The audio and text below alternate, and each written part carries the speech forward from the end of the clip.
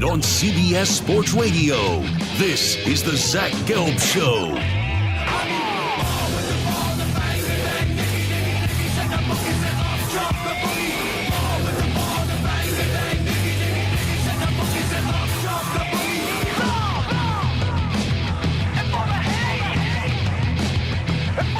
Here's your host, Zach Gelb. Robin Lundberg in for Zach Gelb today here on CBS Sports Radio. This song takes me back a little bit. Was LeBron James playing basketball when this song came out? He might have been, right? Ball with the ball. That was like Limp Bizkit, Kid Rock, circa. I must have been in high school, so not quite. LeBron James was probably at St. Vincent, St. Mary's when Ball with the Ball came out. Kid Rock at that point in time was it was the red backwards cap that Fred Durst was rocking. He was in the video with Method Man, right? With DJ Premier. DJ Premier did all that stuff, and that was the mood at that moment. But here's the thing. I remember when LeBron James was playing in high school, because I was in college. I was at the University of Maryland.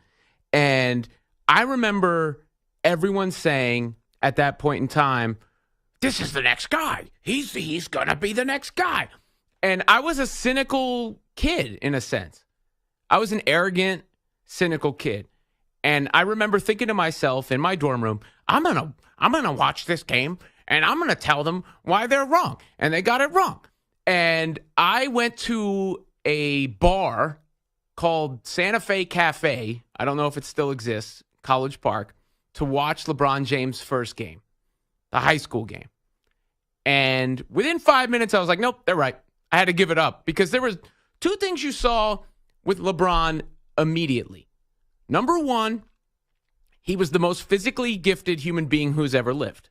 You could, that basically, more or less, there's never been anyone more physically gifted than LeBron James. Number two, you could see instantly he was a basketball genius. There are certain people you can see that in them innately. And LeBron has that. He is a basketball genius, the way he sees the floor. So if you combine being a physical specimen unlike any the world has ever seen before with being a basketball genius, the only missing component at that point is, does he have the work ethic? Is he going to put it in? And we're 20-something plus years later. I'm looking at the highlights right now of the comeback against the Clippers last night. Season 21. I went to Santa Fe Cafe. I don't even know if I was old enough to drink that. I don't remember. It was something like that. I never had a fake ID, so maybe it was later in my college years, I suppose. But 21 years old is LeBron's career. That is the wildest thing when you think about it. 855-212-4CBS, 855-212-4227. LeBron James is still going. He's still going. I mean, look, you just got to give it. I know some people are sick of Jordan-LeBron debates and all that, and I honestly never get sick of it because it's kind of the foundation of sports talk. Like if you were laying the foundation, if you were laying the bedrock of what sports talk is, it's like one guy going, this guy's better than the other guy. And the other guy going, no, this guy's better than that guy. And then you go back and forth. No. Like that's what sports talk is. So I'm never going to be sick of Jordan-LeBron debates. But LeBron's the GOAT, guys. He's the greatest of all time. What else do you need to see? What else do you need to see? When are you going to be convinced? If you're not convinced, you're just not going to be convinced. And I get it. Michael Jordan is such a part of people's identities because I came up in the Michael Jordan era as well. I'm in that rare place where I remember not Air Jordan, but Fadeaway Jordan and the three championships, Suns, Sonics, and Jazz. That era of Michael Jordan. And the guy was a cultural phenomenon unlike any we've ever seen. Like Mike, want to be like Mike. Nike was built on his back.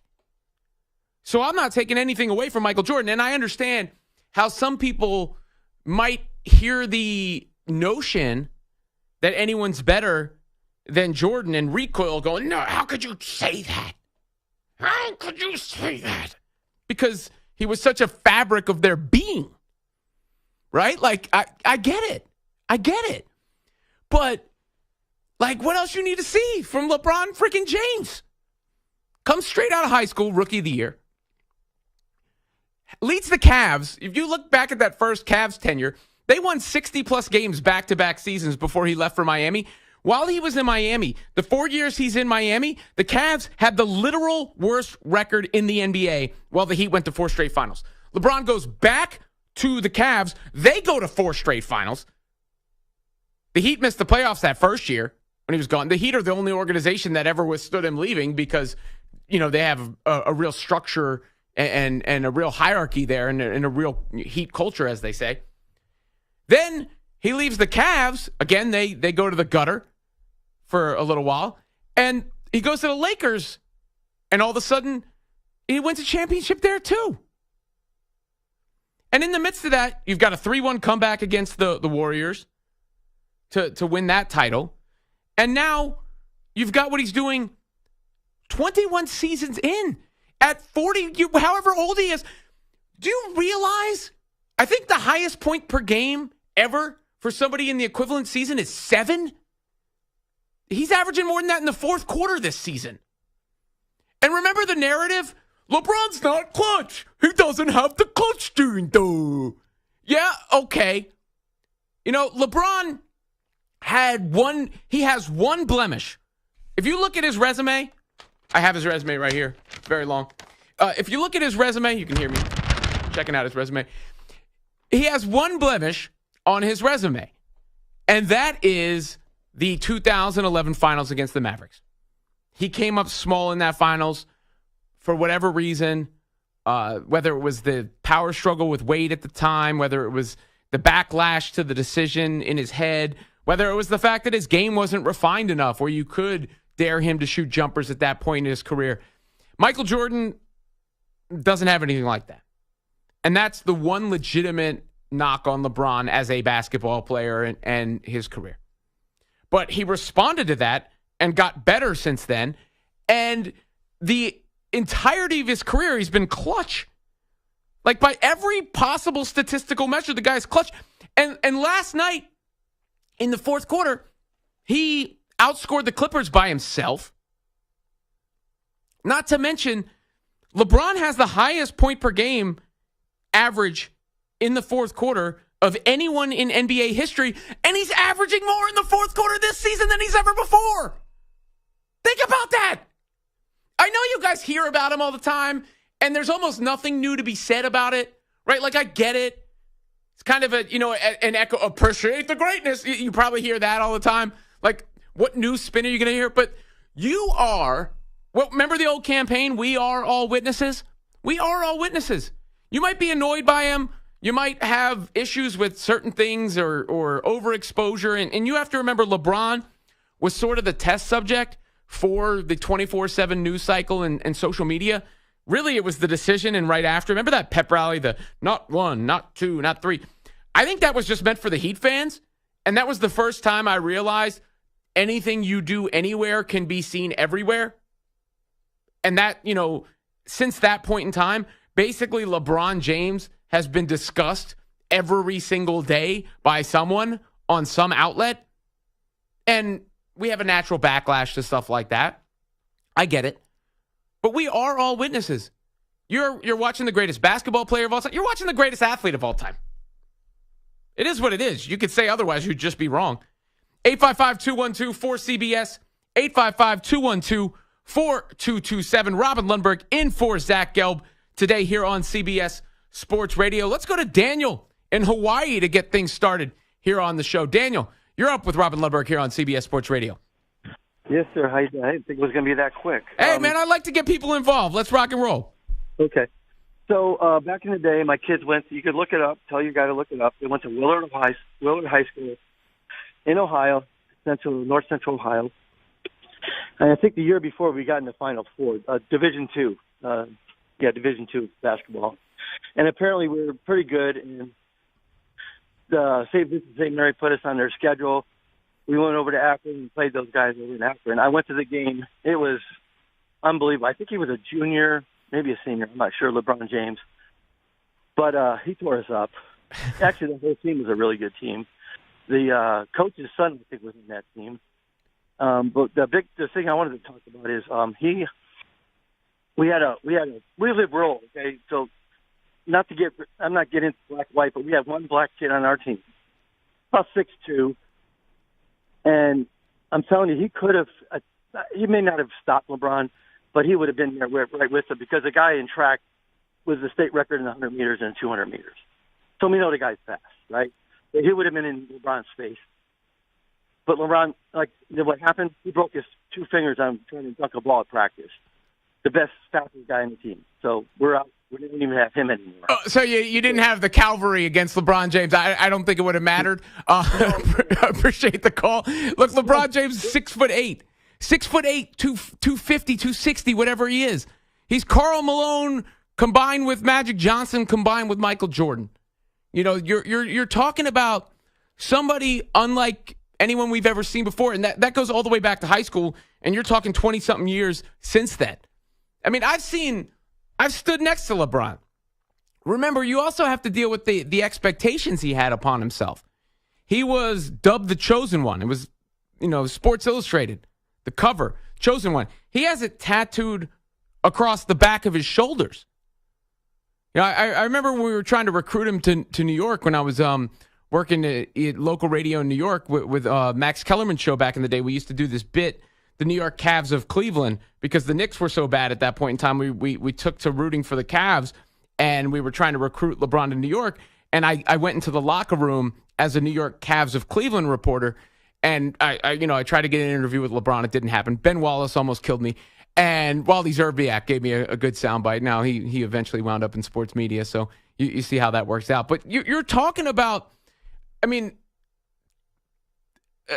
unreal amount of longevity combined with an unreal amount of accomplishments combined with all those things that people said he didn't have that he's proven he had. I mean, the killer instinct, the clutch stuff. There's no measure that you can get to. There's no way to look or gauge the career where LeBron comes up short. Again, you could say the 2011 finals, and I'll give you that. I'll concede that argument. But there's nothing else. There's nothing else. And to see it still happening now is I see another highlight of Kobe, the late, great Kobe Bryant. Kobe was not this at this stage of the career. He didn't get to this stage of the career. Michael Jordan on the Wizards. Michael Jordan on the Wizards was actually a little underrated, probably because he gets made fun of for being on the Wizards. When he scored 20-something points a game on the Wizards, low 20s. He wasn't bad, but he wasn't this. When I come back like Jordan wearing the 4-5, it's not to play games with you. It's to aim at you, probably maim you. Michael Jordan is that cultural icon for a reason. I just quote the Jay-Z line. Jay-Z's at the game last night dapping up LeBron, the two greatest of all time in their respective genres, respective fields, that is. But, yeah, LeBron James is the stuff of legend. And you're sitting here, if you're listening to a sports talk radio show, you care about these sort of things. You're invested in these sort of things. And it's funny how polarizing he is, because I think part of that is the day and age that he came up in. Going from being that, he was the test subject. He is the exhibit A for a high school player being covered the way that he was. We didn't see that before LeBron James. And then he was exhibit A for being covered constantly in the 24/7 news cycle, in the social media age, in the days of First Take and everything else that was spawned since then. And Twitter, eventually to TikTok and Facebook and every other damn platform there is right now. It's all been like LeBron. So I think that's part of the reason there's a little bit of a polarization. Part of it's that he didn't pick your team at one point in time. And the decision thing, there was a backlash to that, and I get it. I do get it. It didn't come off great. But at the same time, you remember the decision? Was anybody mad about that until after he said what he said? until after he said, I'm taking my talents to South Beach. I don't remember one person going, this is a bad idea beforehand. As soon as they called up ESPN, would you like to televise LeBron James for you? Yes. You didn't have to finish the sentence. I mean, that's the attention that the guy got. And now we're talking about his son eventually playing with him. And LeBron got some flack for what he said about Bronny. But I want to tell you why you should show him a little grace coming up next. But weigh in. What do you got to say about LeBron James? Because the idea that he isn't clutch is the stupidest narrative in the history of sports. 855-212-4CBS, 855-212-4227. I am Robin Lundberg, in for Zach Gelb today here on CBS Sports Radio. You're in a 5-minute break.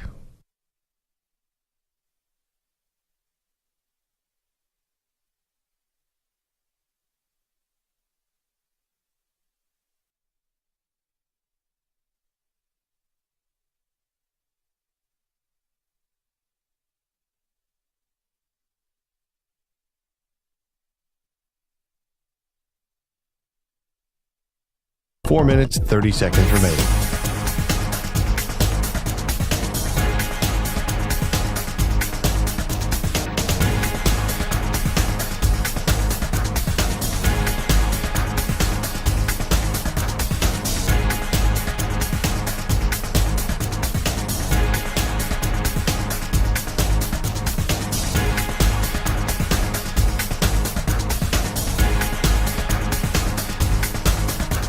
Four minutes remaining.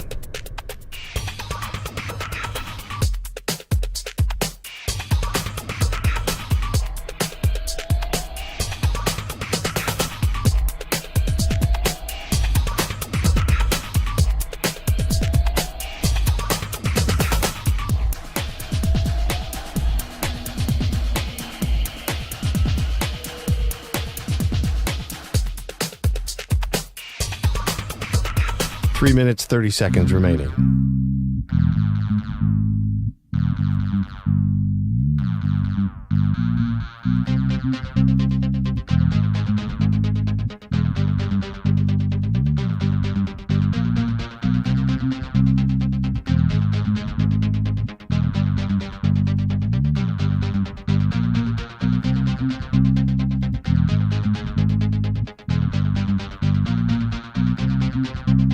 Three minutes remaining.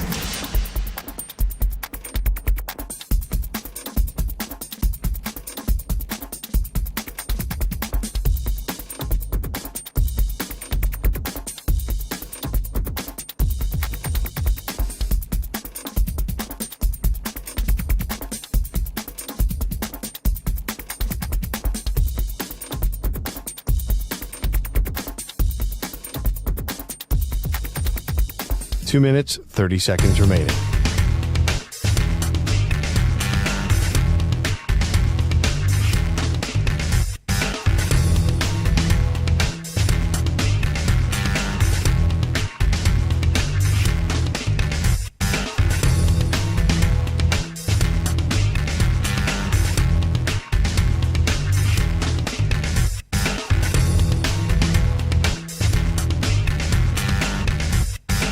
Two minutes remaining.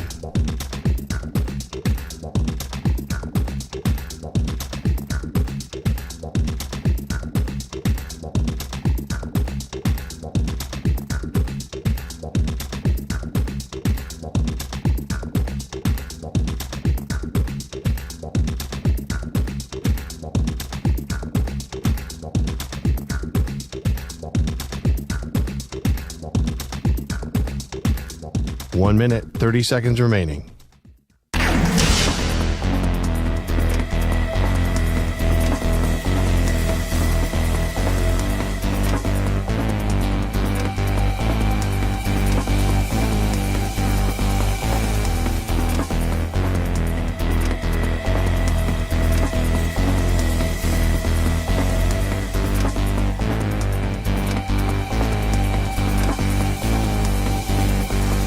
One minute remaining.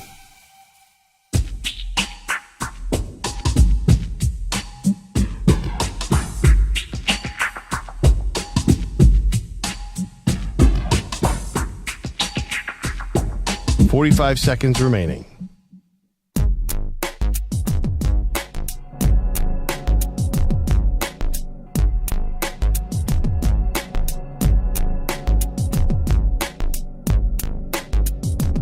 Seconds remaining.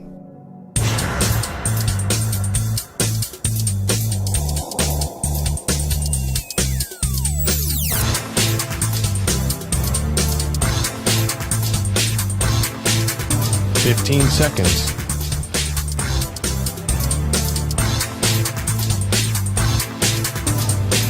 Break ends in 5 seconds.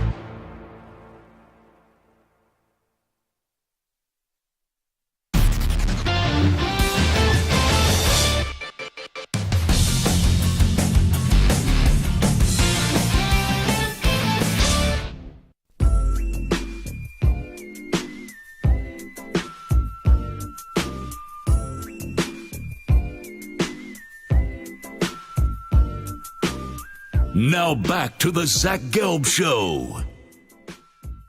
Robert Lundberg in for Zach Gelb here today on CBS Sports Radio, 855-212-4CBS, 855-212-4227 if you want to join the conversation. We've been talking about the greatness that is LeBron James, the undisputed GOAT. No one else is even in the conversation, clearly, right? I mean, we all agree on that, right? I mean, that's just a statement of fact at this point in time. LeBron coming back against the Clippers last night, and I get it. Like, there's almost nothing new to say about the guy, but it's just hilarious that he's still as good as he is. And it's hilarious that there was a point in time where people said he wasn't clutch when he's also the most clutch player who's ever lived. You know, like, when you say, who would you want to take the last shot? I could see the argument for somebody else if you're going by that literal statement, take the last shot. But there's no one I'd rather have the ball in their hands than LeBron James at the end of a game. Because he can take the last shot, he can drive to the basket, he can kick it out to his teammate, because not only is he, the all-time leading scorer in NBA history, he's maybe the best passer who's ever lived. It's special stuff. It really is. And it's transcendent. It's transcendent. But LeBron was also in the news a little bit earlier this week for what he said about his son, Bronny, basically trying to protect Bronny from, I guess he was removed from some sort of mock draft or whatnot. And LeBron was totally hypocritical, like 100%, 1,000% hypocritical when he came out and said, don't say anything about him, because LeBron had previously said that Bronny could play for the Lakers right now. So you can't come out and say he could play for the Lakers right now and then say, why are we talking about him, as if he's not just a kid. But I will say this about that before you have like such a harsh reaction and backlash, because a lot of people, they're just so wired up about LeBron, where anything comes out like, burn in hell, how could you say that? It's just, whoa, calm down. He's a basketball player. He said something you might not have liked. You can calm down. You have to remember that Bronny had a cardiac arrest just this past summer. He is a kid. He nearly died. And that was not that long ago. I'm a dad, and I'm about to get choked up. I'm not even joking. This is not performative. I'm about to get choked up. Like, I just allowed myself to think about it for a split second. I allowed myself to think about that happening and having to deal with that as a dad for a split second. And I'm almost in tears right now. Like, the thought is horrifying. It's terrifying. Imagine getting that phone call or that text message or whatever the case may be. Now, fortunately for the James family and Bronny, it seems like everything's okay. And from my understanding of an event like that, it's a very freakish thing where once it's all reset and whatnot, he's okay, and there's not really long-term ramifications. But it still happened. It's still something he and they had to deal with. And as a result, I would recommend showing a little grace. Backing off a little bit. And I get it. LeBron said the Lakers thing after that. But he's also a dad, too. He's like trying to pump up his kid. You know, he's his biggest cheerleader, as he should be. So was it hypocritical? 1,000%. It was hypocritical to say he could play for the Lakers and then say, well, he's just a kid. Don't judge him like that. Definitely hypocritical. But think about the context of it. And the, who knows how Bronny was affected by that.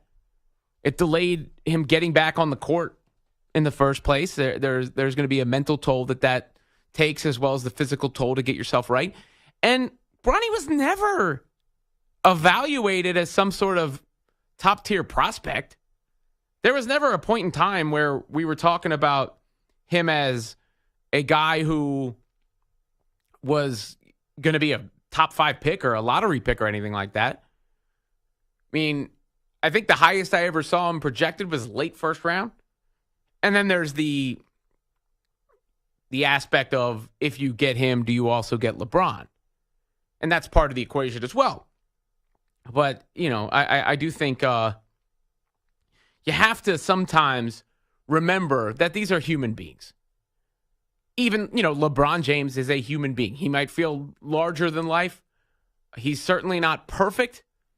But given what I just talked about before, coming from where he came from, being dubbed what he was dubbed, and coming through in the manner that he has without any actual scandal, other than people saying, I don't like him, or he picked the wrong team, or he had a TV show I didn't like, other than that, it's pretty impressive. It's pretty impressive. And you have to remember, he is a human being. He is a dad. And Bronny is a kid. I don't say that in a condescending way. He's just a young man. Imagine where you were at when you were, 19 years old?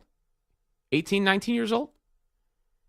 So I did think it was worth pointing out how that, he deserves a little bit of, the family as a whole deserves a little bit of grace in that situation, even if LeBron was a bit hypocritical in what he said. 855-212-4CBS, 855-212-4227. How would you describe what we're seeing from LeBron James right now? It is different. David Samuels tweets in, LBJ is still him. Unstoppable, outscoring the Clippers from 21 points down in the fourth quarter. Look, he's refined his game, too. He's refined his game. He's ever since that Mavs series in 2011, he became a better shooter. He became more reliable. Even now he's starting to become or refine his three-point shot, which he struggled with in recent years after becoming a pretty good three-point shooter. He puts the work in, too. Puts the work in. He's the best athlete we've ever seen. I honestly believe that. I can't even think of anybody else I would even put next to him in the discussion. When you take into account accomplishments, natural ability, Tom Brady was great, and what he did at an advanced age was great. But that was a little different because he's dropping back and getting rid of the ball. Two-step drop, boom, getting it out. And that, I think Tom Brady's greatness, what's underappreciated about it is how quickly he processed things. Peyton Manning was known for that. Omaha. You ever play against Peyton Manning in Madden? And you're playing against the computer, and it would always take the entire play clock every time. It's annoying. It's like 35 seconds for him to call audibles. Like, come on. Tom Brady does that and processes that right at the line of scrimmage and gets the ball out. And that was why Tom Brady was able to have success without the mobility. Because in today's day and age, mobility is a prerequisite ability for quarterbacks. Brady substituted that mobility with how quickly he read things and got rid of the ball. So that was his greatness, but he didn't have to run the floor. He didn't have to guard people on the other side. He didn't have to drive by people and use all those athletic bursts that you have to do in basketball. And that's a little bit different. That's part of the equation of doing what LeBron James is doing at this stage of his career. where his career is old enough to drink. And he's still, on his best days, he's right there with, Jokic, Doncic. If I had to win one game, I'm still taking LeBron James. 855-212-4CBS, 855-212-4227. Is LeBron James still the best player in the world when he is at his best? What do you think? Plus, we'll get into the NFL. How hands-on do you want your owner to be when it comes to running the team? Because the new guys in Washington, or the new guy with the Commanders, is testing that. He's pressing that. And we'll get into that coming up as well. Robin Lundberg with you here on CBS Sports Radio. And the show rolls on after this update from Rich Ackerman. CBS Sports Radio. Sports Flag. Robin is sponsored by Progressive Insurance. Drivers who switch and save with Progressive save nearly $750 on average. Call or click today to find out if they could save you hundreds on your car insurance. The Charlotte Hornets have new owners, and now just about a new general manager. They're reportedly going to name Nets executive Jeff Peterson to the role. The 35-year-old had a meteoric rise and will replace Mitch Kupchak, who moves into an advisory role. The Warriors have had a tough season, but are hoping it still includes a postseason berth. Right now, they're in the 10th spot in the West in the play-in tournament. They're just a half game behind the Lakers entering tonight's game against the Knicks. Draymond Green's return from suspension has sparked a turnaround. They've gone 12-5 since. Between the suspension, age, and injuries, head coach Steve Kerr has finally come up with the right mix. Feels like we've kind of found a nice combination of a starting group that we've been able to count on, over the last month, and a second unit that's been good all year. But adding Clay to that only makes it better. The Thunder look to move into a tie for the top spot in the conference. They're half game behind the idle Timberwolves and go for their 7th straight in San Antonio. I'm Rich Ackerman. Hey, it's Amy Lawrence. Be sure to listen to CBS Sports Radio at home. Just ask Alexa to play CBS Sports Radio. CBS Sports Radio.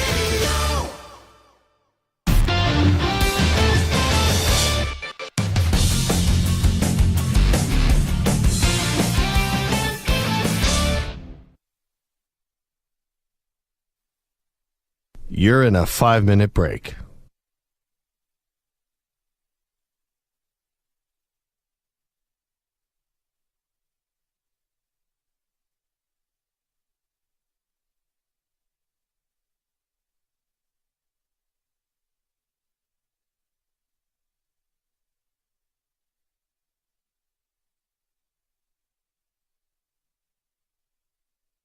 Four minutes, 30 seconds remaining.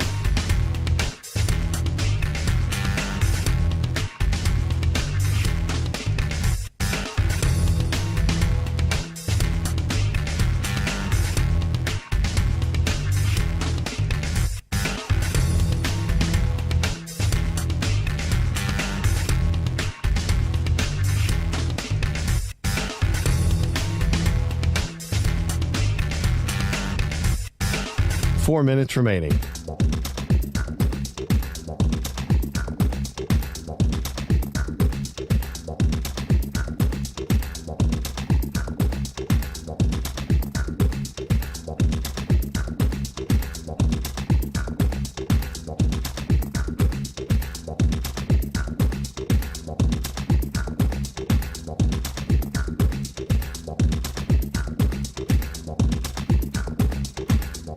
Three minutes, 30 seconds remaining.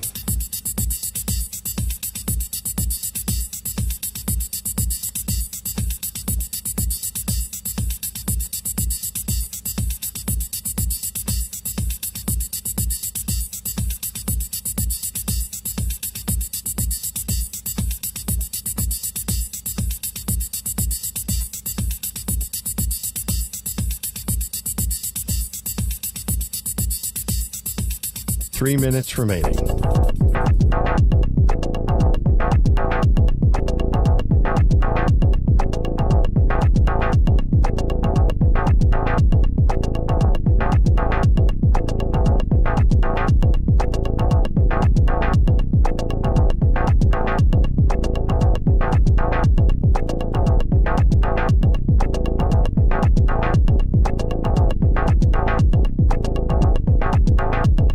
2 minutes, 30 seconds remaining.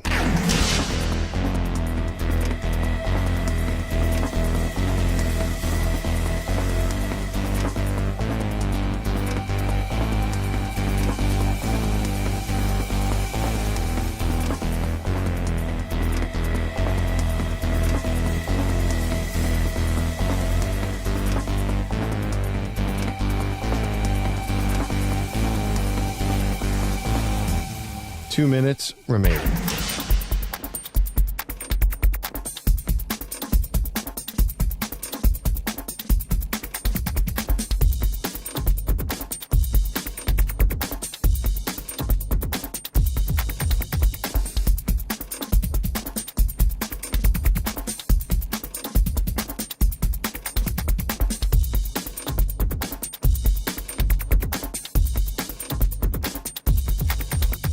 One minute, 30 seconds remaining.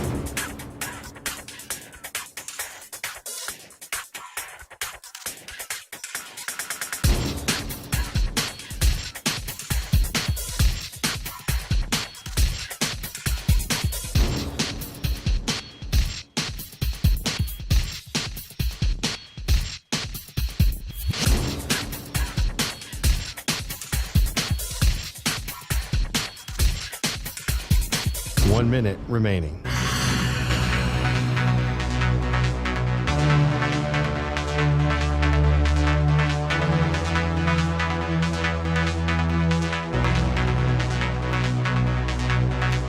Forty-five seconds remaining.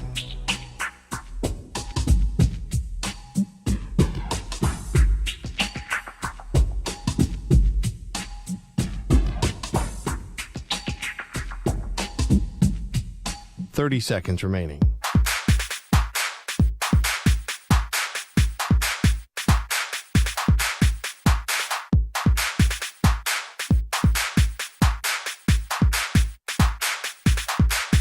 Fifteen seconds.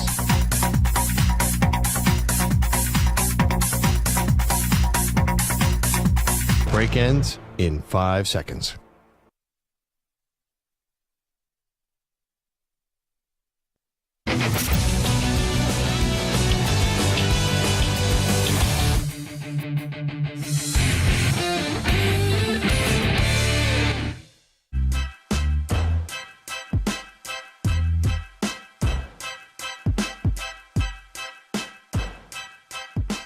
Now back to the Zach Gelb Show.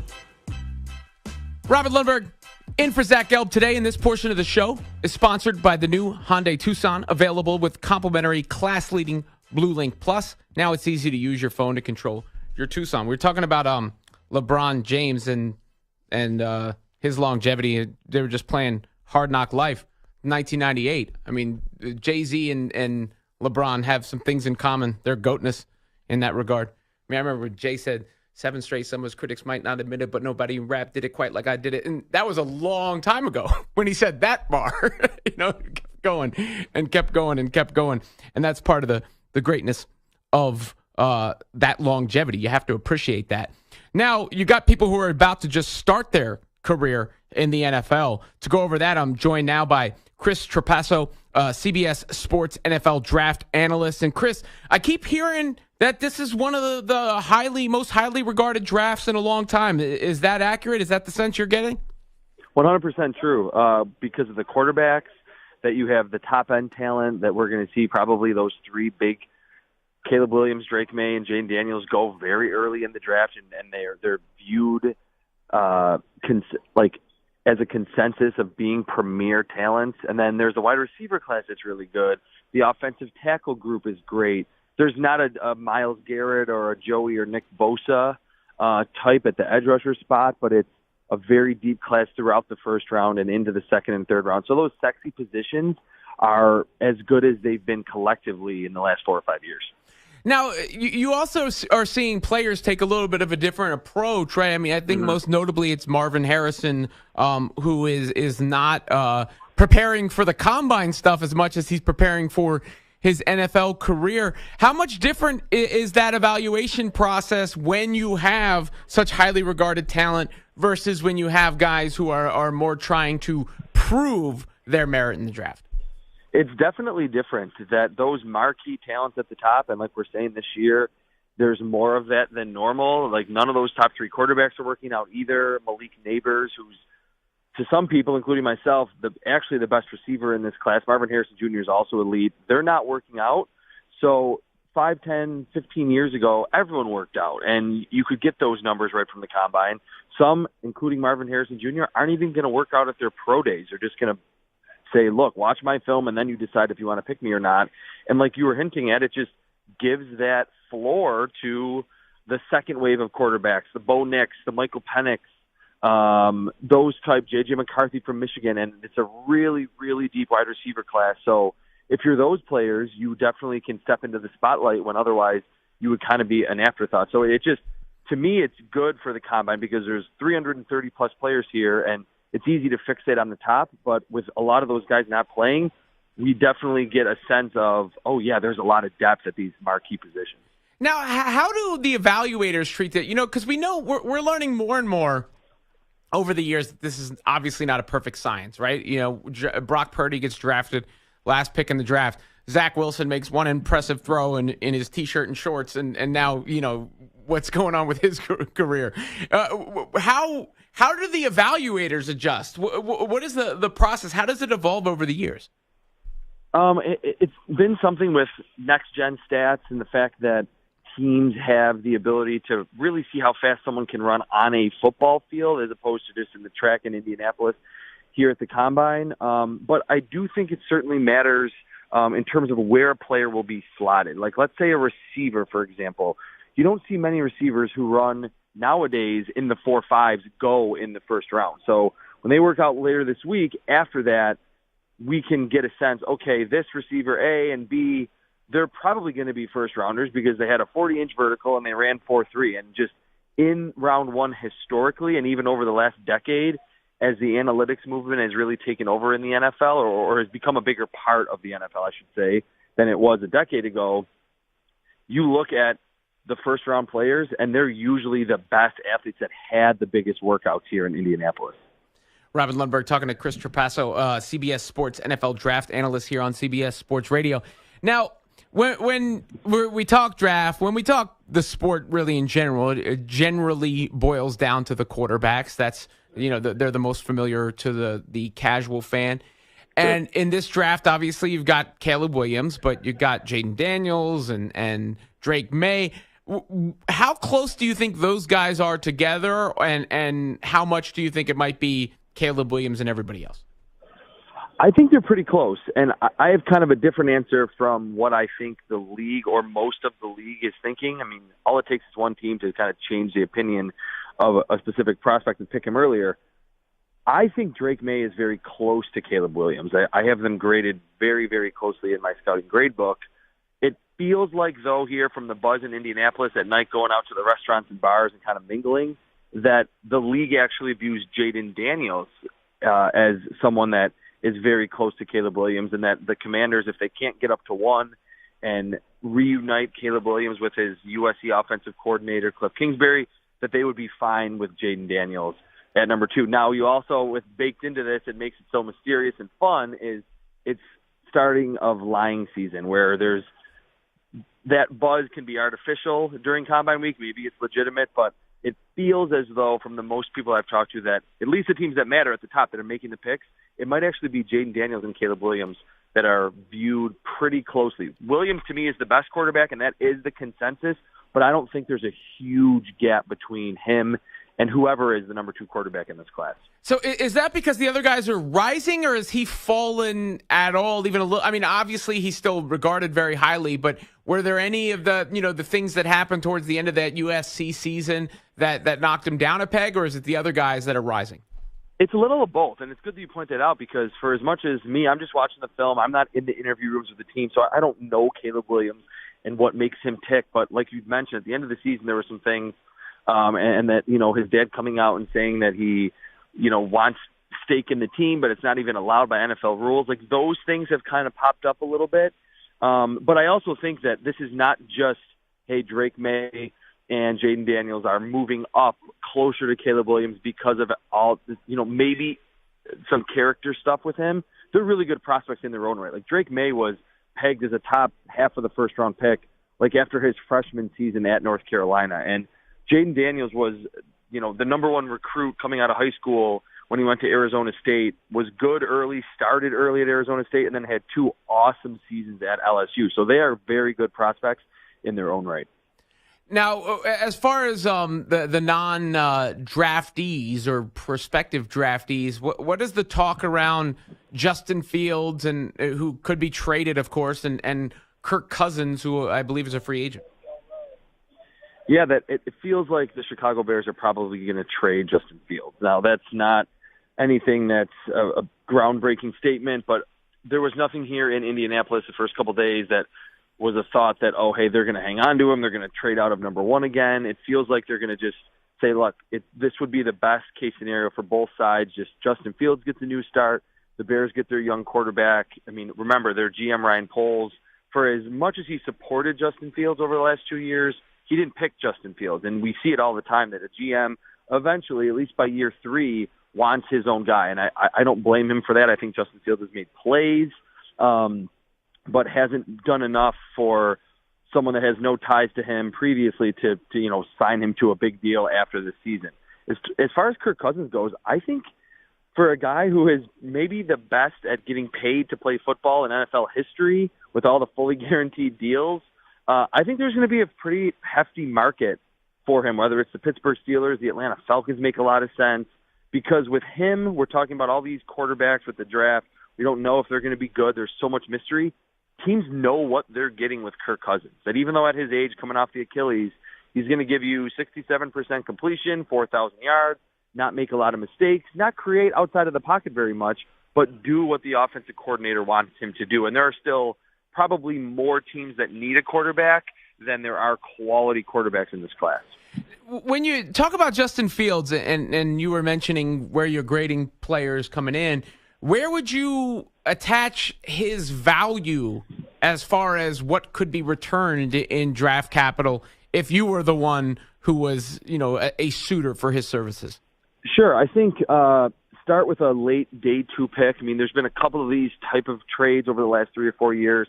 Like Sam Darnold, when he went to the Panthers, got a couple of day 2 picks. Carson Wentz, the same thing. But I do think, to use that Carson Wentz example, because Justin Fields hasn't had a tremendous throwing season and he's dealt with some durability issues, it feels like, I would send a 3rd-round pick and then, a conditional 4th that might turn into a 3rd if, and then you fill in the blank, that he plays 75 or more % of the snaps, or he throws for 4,000 yards, or something, or his team makes the playoffs, something like that. That's what it kind of feels like he would probably fetch in return, because he has shown flashes of development as a passer. That still kind of remains to be seen if he can take that next step. But certainly you're getting a young, uber-talented guy that we know can be a very high-level scrambler in the NFL. Robin Lundberg talking to Chris Trapasso, CBS Sports NFL Draft Analyst here on CBS Sports Radio. What's the talk around what's going on with Josh Harris right now? This is sort of an interesting story to me because it seems like he's playing a role, or a rather large role in the Commanders' draft process, where on one hand, I get that. Like, he's taking over the team. He wants to be involved. He wants to be hands-on. But on the other side of it, isn't that the job of the GM? Isn't that the job of the people that are put in place to make these sort of decisions? And does that intimidate prospects at all?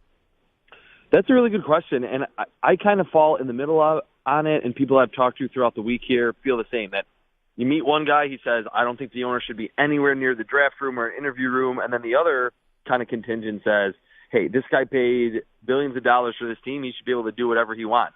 Now, to me, the key is, if he's sitting in the room, and you can't worry if a prospect, especially for the Commanders, are probably going to pick a quarterback, they got to be able to deal with that type of pressure, or pressure of that magnitude and more once they're in the NFL.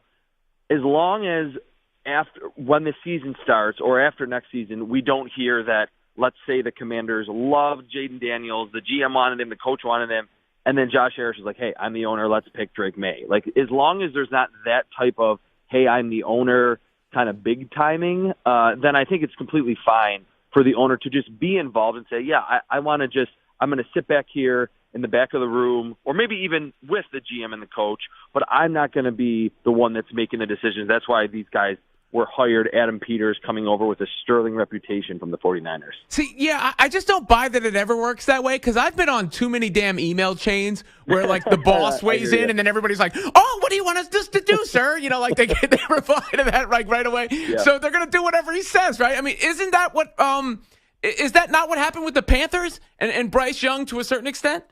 Yeah, there was reports. I mean, no one's going to probably ever say for certain, but that the Panthers were not, the football people were not fully sold on him, and that David Tepper was like, nope, I like Bryce Young, we're picking him. And it was like, okay, we do like Bryce Young now. So that analogy to the email chain that I certainly know well too, as long as that's not the case for Josh Harris, which that's usually the case, then I think he's fine. So it's not a huge red flag right now, but it's definitely going in that direction as long as we don't ultimately hear that, in the season. What are the Commanders' plans, by the way, going forward? Because they are one of, at this point, like the most nondescript teams in the league. Sure. When I'm trying to think of like what is exciting about the Commanders. Yeah, they just have to go quarterback at 2, and it's a gigantic decision, and maybe that's why Josh Harris is sitting in. This is not, hey, we have the 16th pick and we might pick an edge rusher or a corner.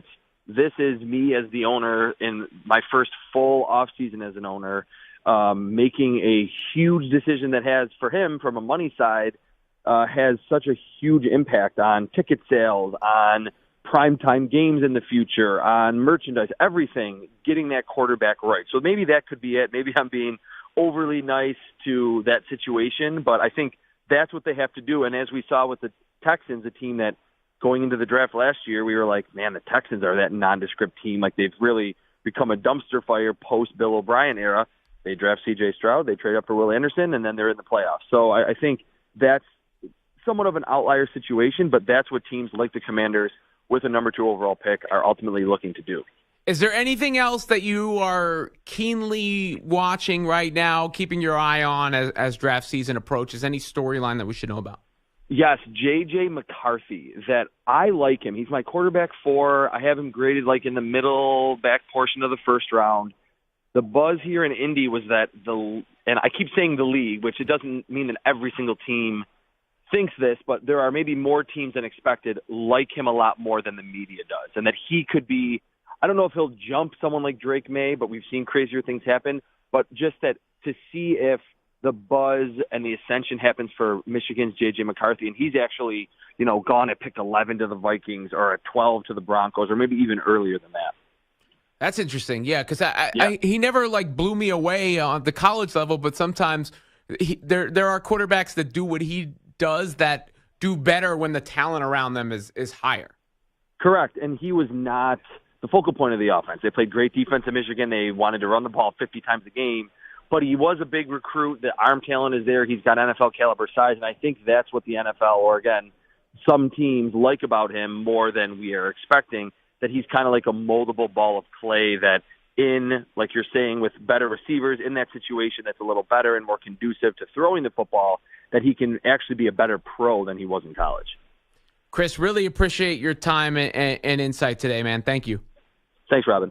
Chris Trapasso, CBS Sports NFL Draft Analyst. I'm Robin Lundberg here with you on CBS Sports Radio. We will turn our attention to the NFL. That Josh Harris story is interesting to me. How involved would you like your owner to be? Plus, is it okay for the owner to raise ticket prices after the team wins 2 games? Or how many games did the Panthers win?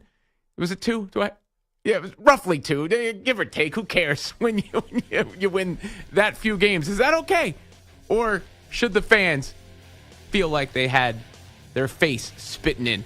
It was 2 games. They won 2 games and raised ticket prices 4%. So raise the prices by double the percent of the total games won. 855-212-4CBS, 855-212-4227. I am Robin Lundberg here with you on CBS Sports Radio.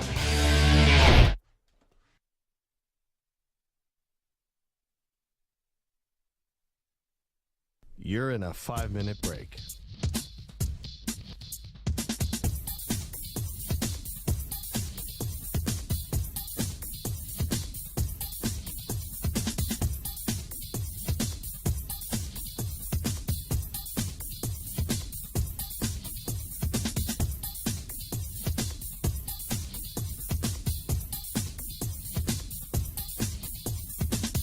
4 minutes, 30 seconds remaining.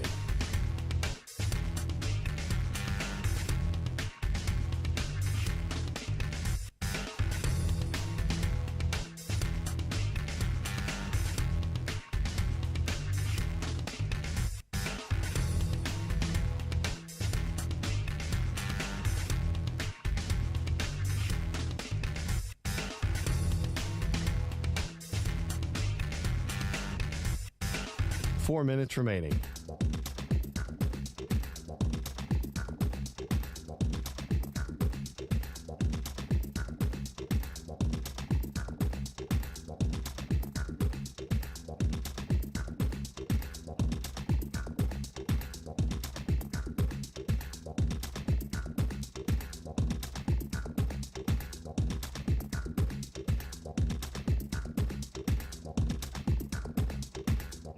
Three minutes, 30 seconds remaining.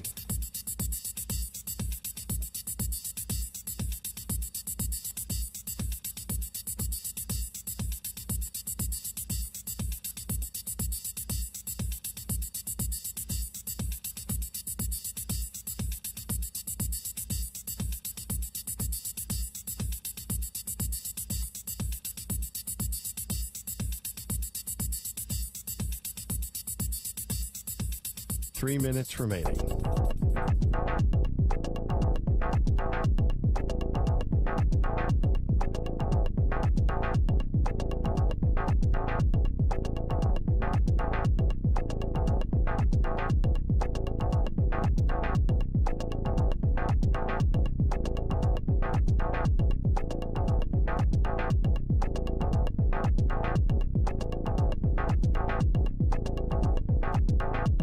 Two minutes, 30 seconds remaining.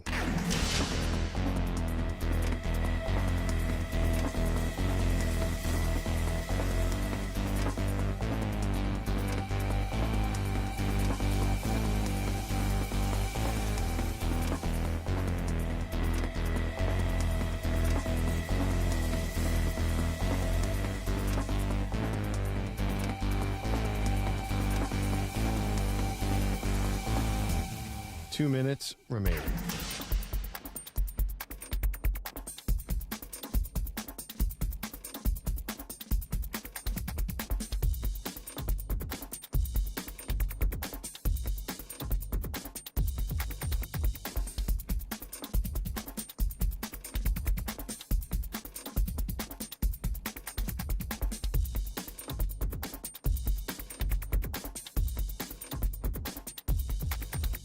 One minute, 30 seconds remaining.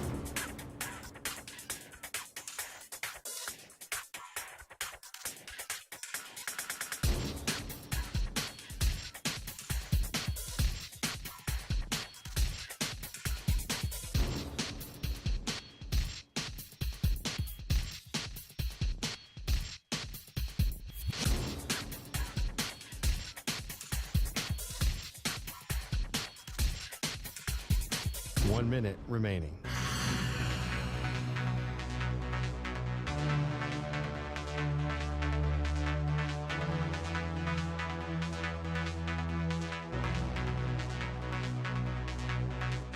Forty-five seconds remaining.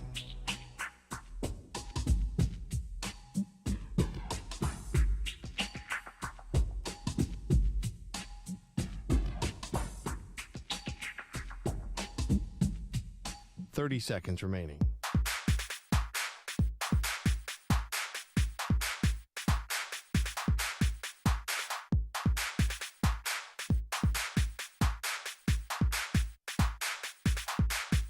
Fifteen seconds.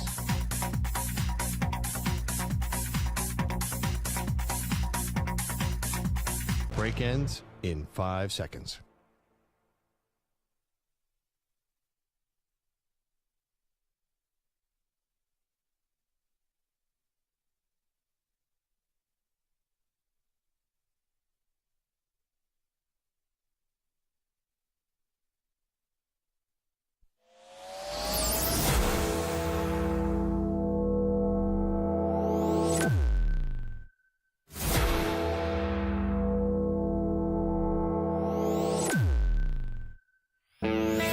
He's live. He's nationwide on CBS Sports Radio. This is the Zach Gelb Show. I am Robin Lundberg, in for Zach Gelb today. You know, I heard the gong at the beginning of that song, and I thought the Undertaker's music was going to hit. This is a little bit more upbeat than the Undertaker's procession theme that he takes the ring to. R.I.P. to Virgil. Wrestling. He was more like a manager, I guess, in the time. But the reason that comes into my head after saying Undertaker is, if you're a professional wrestling nerd like I am, and I say this all the time, everyone has some sort of connection to pro wrestling. Everyone, right? Like, whether you avidly follow it right now, or you are what I call like a parachute fan, you come in for the big events, or you just sort of keep up on the periphery, or you haven't watched in 30 years, but you can do a mean Macho Man Randy Savage impression. Everybody has some sort of connection to pro wrestling. And with Virgil dying yesterday, you know, there was a point in time where, you know, he had the fans behind him because he was always abused by the $1 Million Man, Ted DiBiase. The Undertaker actually made his debut as part of the $1 Million team at Survivor Series. I think it was 1990. It was either 1990 or 1991. I remember watching it on Coliseum Home Video back in there was once something called a VHS tape that you put in something called a VCR, for those of you who may not be aware. And we would watch those, and I remember The Undertaker's debut back then. And, you know, the impact of The Undertaker is pretty crazy because my son really likes The Undertaker, and he's 9 years old. He and I are going to Philadelphia for WrestleMania coming up in April. So if you want to talk pro wrestling in any way, shape, or form, that's always on the table when I'm hosting. 855-212-4CBS, 855-212-4227. Those WrestleMania tickets were not cheap. They were not cheap. And Carolina Panthers tickets are actually getting more expensive. Segue. They're actually getting more expensive, which is wild when you think about it. Like, it took me a second to process this story because we're in a day and age where the price going up, we're almost immune to it, right? You almost don't even realize the price of something goes up because everything is so expensive. I was at Monster Jam at the Prudential Center in Jersey. Monster trucks, right? I'm at Monster Jam. You know, and you would think Monster Jam would be family-friendly, cheap prices. They have these ices that they serve out of the cups of, like, Gravedigger or El Toro Loco or whatever the truck is, right? Like, you get a cup, a souvenir cup, and you have your icy, essentially a Slurpee from 7-Eleven. That costs 99 cents. And my kids, there's 3 of them, for one, which makes things tough, and they hate to share. And I was like, you know what, I'll get 2. Can they share between the 2 of them? The 2 between the 3 of them? Whatever. And I didn't think to look at the price or ask for the price. I just asked for 2. And the guy says $50. I was like, what did you just say? Like, what? $50 for two ices? You know, like, I mean, I get it, the souvenir cup. I could have gone for 15 each. I feel like is the outside of, okay, you're getting the cup, but $25 each for something that would cost 99 cents to $2 at 7-Eleven. They're thieves, I tell you. They're thieves. I mean, even at Barclays Center, last time I was at Barclays Center, they got this American Express store. That's where the Nets play, by the way. Barclays Center in Brooklyn. Prudential Center's in Jersey, where the Devils, the hockey team, plays. And I was at the American Express store at Barclays Center, which is cool because you don't have to wait in line. You know, the concession, you don't have to wait. If you have an American Express card, you just go in and it figures out what you have and it charges you. The sodas are $8. For a bottle of sodas, $8. Which, I mean, $8, I guess, nowadays is nothing. You know, like, it's really, like, you walk outside your house, that costs $100. It costs $100 to open your front door. It really does. Like, the second you open your front door, your bank gets debited for $100. It's linked to your security system, all that stuff. You know, you walk out, $100 debited.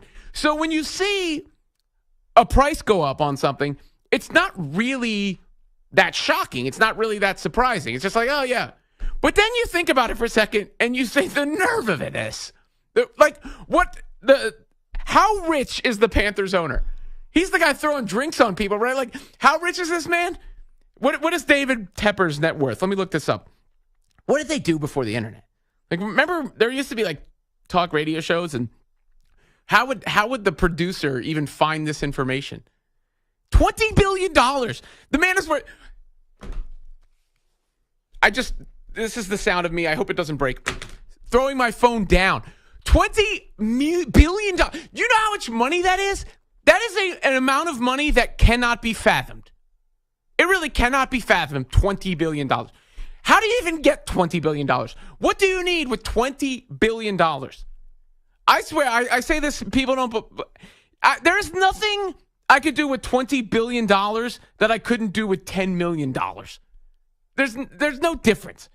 But, so the nerve of somebody like that raising the ticket prices on fans for a team that won 2 games last year. They're lucky anybody goes to those games.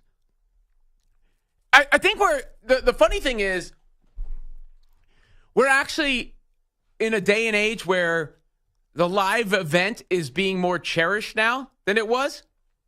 Because I remember doing segments where I would talk about how watching on TV was a better product than going live. That was pre-COVID, right?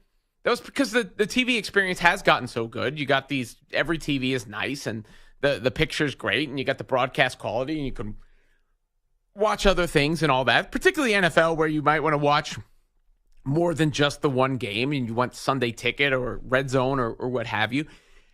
But COVID sort of changed that in a sense where everybody got sent home and wasn't allowed to leave their house, so they saved their $100 not having to leave their house every day, which is good. You didn't get charged your $100 for opening your front door, but you were stuck inside your house.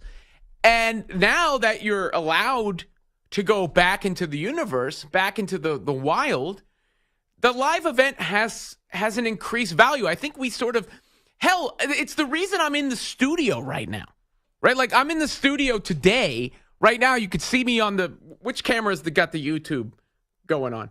Over there? Hello, YouTube.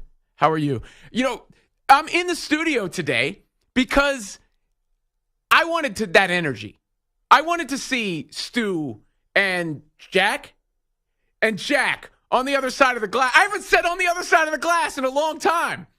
I wanted to see Stu and Jack on the other side of the glass, you know, and feel that vibe and that energy. So, and I think a lot of people are like that because the world will never be the same. It changed forever going forward out of COVID, right? Like the amount of people who work from home or how acceptable it is to hybrid work. Not, you know, you're not doing what you once did, where it was every day, everybody's in all the time, Monday through Friday, no matter how far your commute is. Life is different going forward. And I do think there's a renewed appreciation for that live event and the juices that get going. I mean, that's why I'm going to WrestleMania with my son. I mean, other than he also wrote 2 nights on pieces of paper all throughout the house. Like, he's been campaigning for this for a while. And, you know, WrestleMania is 2 nights. It's at Lincoln Financial Field in Philadelphia. And I was like, what about one night? We could get better seats. And he wrote 2 nights on like 30 different pieces of paper and put it in my shower and under my pillow and inside the refrigerator and all that stuff. And I eventually relented. And by the way, I want to go too. 'Cause it's going to a wrestling event is the most fun thing in the world, right? Like, you're like, yeah, you know, and all that stuff, all that vibe and energy. But it's one of the reasons I'm looking forward to that so much. And it's one of the reasons I think fans probably nowadays, like, you know, my team is good again. I'm going to get there. LeBron's scoring all these points. I want to be at crypto.com. Is that what it's called? It's still called crypto.com. Well, crypto's back up, isn't it? At least some of it. The big one, like Bitcoin, the brand name is back up in the crypto world. Crypto.com arena. You want to be there. You want to see LeBron James do that in the fourth quarter. You know, you want to be at some of these events and feel that energy, vibe with the people, that camaraderie.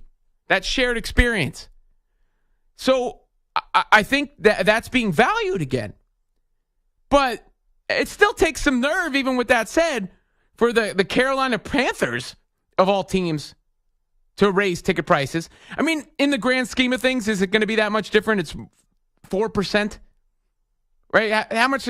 You must have been able to get into some. I can't buy that you couldn't get into Panthers games for cheap last year at certain points. There's just no way. But the Panthers suck. You know, Bryce Young, I'm sorry. I don't really see it. Seems like a smart kid, sharp kid, hard worker, all those things. I don't really see it. Maybe it's, the whole C.J. Stroud thing that made it worse for him. I mean, it certainly made it worse for him. But I can't recall. And this is the beauty of the NFL. I mean, my goodness. Think about the beauty, like, for the NFL. It's the single most popular thing in this country where people will watch any of these damn teams. They'll watch any of them. You put it on Amazon Prime on a Thursday night, it could be the Panthers against the freaking Colts, and people will watch it. And that's the thing about streaming, right? You can't really flip channels. You can't. I mean, you can have multi-screen experiences, but you're a captive audience when it comes to streaming. It doesn't matter when it's the NFL. I mean, think about the NFL in comparison to the NBA. If you had said like a star NBA player was going to Green Bay or Pittsburgh, we would be acting like they died. They're dead. Their life is over. They're going to Pittsburgh or Green Bay. In the NFL, those are marquee franchises. And the Panthers, they can get away with, I guess they can get away with it because they're doing it. They ranked 19th in the 32-team NFL in non-premium ticket pricing in 2023. Well, guess what? They didn't rank 19th in record. They were worse than that. We just did a segment on the NFL draft. We'd be talking about the Panthers at the damn top of the draft if they didn't trade their pick. That's the thing. The Bears have their pick. So not only did you have to watch C.J. Stroud, if you're a Panthers fan last year, not only was the story of your season, the most headlines you made, the owner throwing drinks on a fan, not only do you have the NFL draft coming up and you're going to watch the Chicago Bears draft number 1 while you don't pick at all and you go, well, maybe Bryce Young after another year. Not only that, then they're going to up the ticket prices on you? What do you think? If you're a Panthers fan, how would you react to that? 855-212-4CBS, 855-212-4227. My goodness. It does take some nerve. These billionaires, though, I've experienced it firsthand, trust me, in my professional line of work. They've got some nerve. They don't give a about anybody but the bottom line. Capitalist society. My goodness. $20 billion. It's just like, let me and Jack and Stu hold half a billion. That's it. We raise it to, let us hold half. We'll split it 3 ways. We'll be good. I think we'll be all right. You guys be okay with that? I think you'd be. I'd be great with that. That'd be amazing. You'd be okay with that, right? Would you show up to work tomorrow if that were the case? You love your job so much. I love my job, but if I had that much, I don't know. That'd be tough. How about you, Jack? I would leave today. I'd be like, yeah, bye-bye. See you later. Oh, we got Chris back there, too. Chris was hiding. He's got the Penn State stuff. Did you go to Penn State? Penn State people there's no, it's almost like cult-like. You guys always put your Penn State stuff on display. We are. Yeah, that's what my dad went to Penn State. That's how I know. It's got a Penn State license plate and all that sort of stuff. He would put the Nittany line on his forehead, perhaps, if he could. 855-212-4CBS, 855-212-4227. How would you react if you were a Panthers fan to that news of the ticket prices being raised? My goodness, they really did it. They did it. And I wanted to talk about the Josh Harris thing, too, which we will coming up a little bit later. Joe Theismann is going to join the show at the top of the hour. We'll delve into that there as well. The NFL really a 365-day business nowadays. Where talk about being king. Where it's the spring baseball. Baseball. What is baseball? Does it even have a moment nowadays? We got LeBron James and we got the NFL, and I think Shohei Ohtani got married. That's the baseball story. Congratulations, Shohei Ohtani. You know what pissed? I'm going to go back to something that irritated me about Shohei Ohtani. The one thing that's irritated me about Shohei Ohtani coming up as well. Robin Lundberg here with you on CBS Sports Radio. You're in a 5-minute break.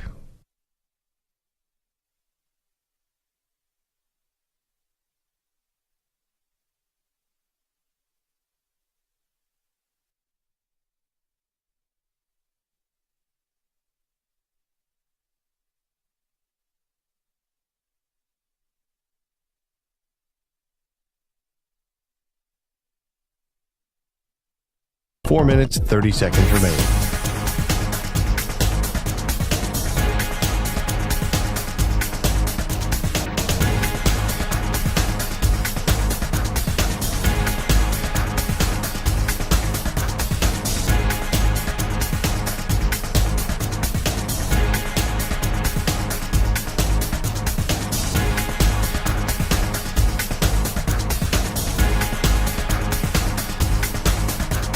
Four minutes remaining.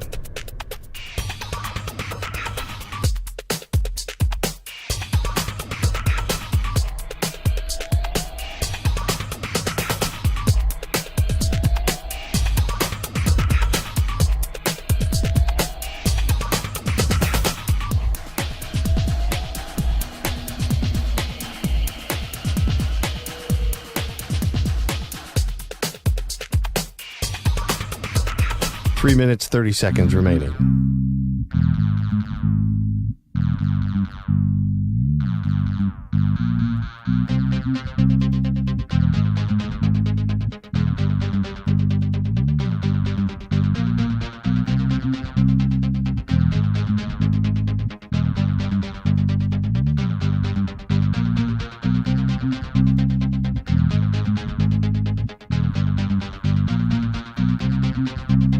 Three minutes remaining.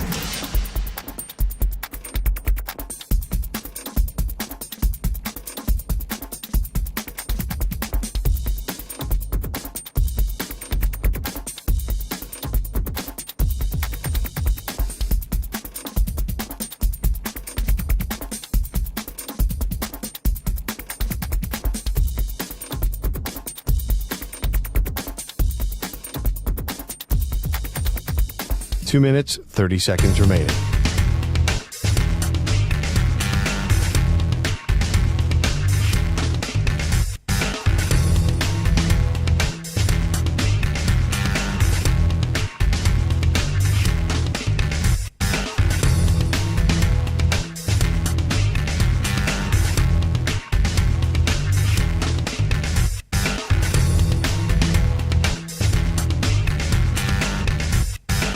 Two minutes remaining.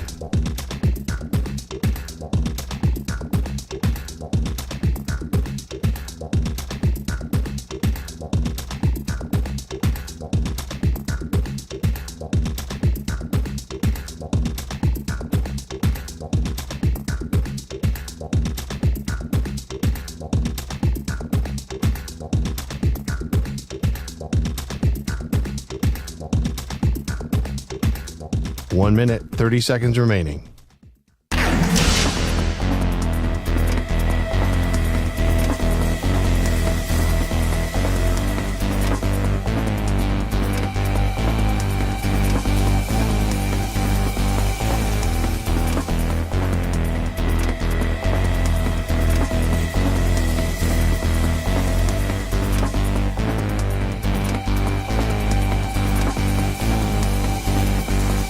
One minute remaining.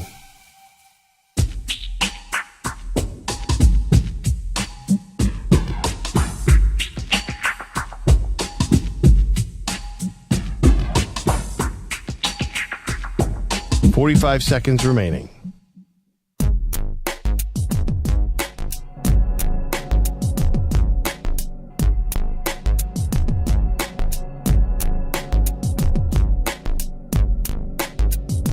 30 seconds remaining.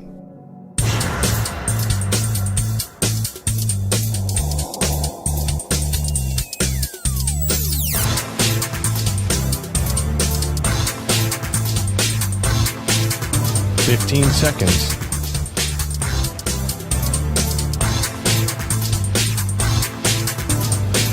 Break ends in 5 seconds.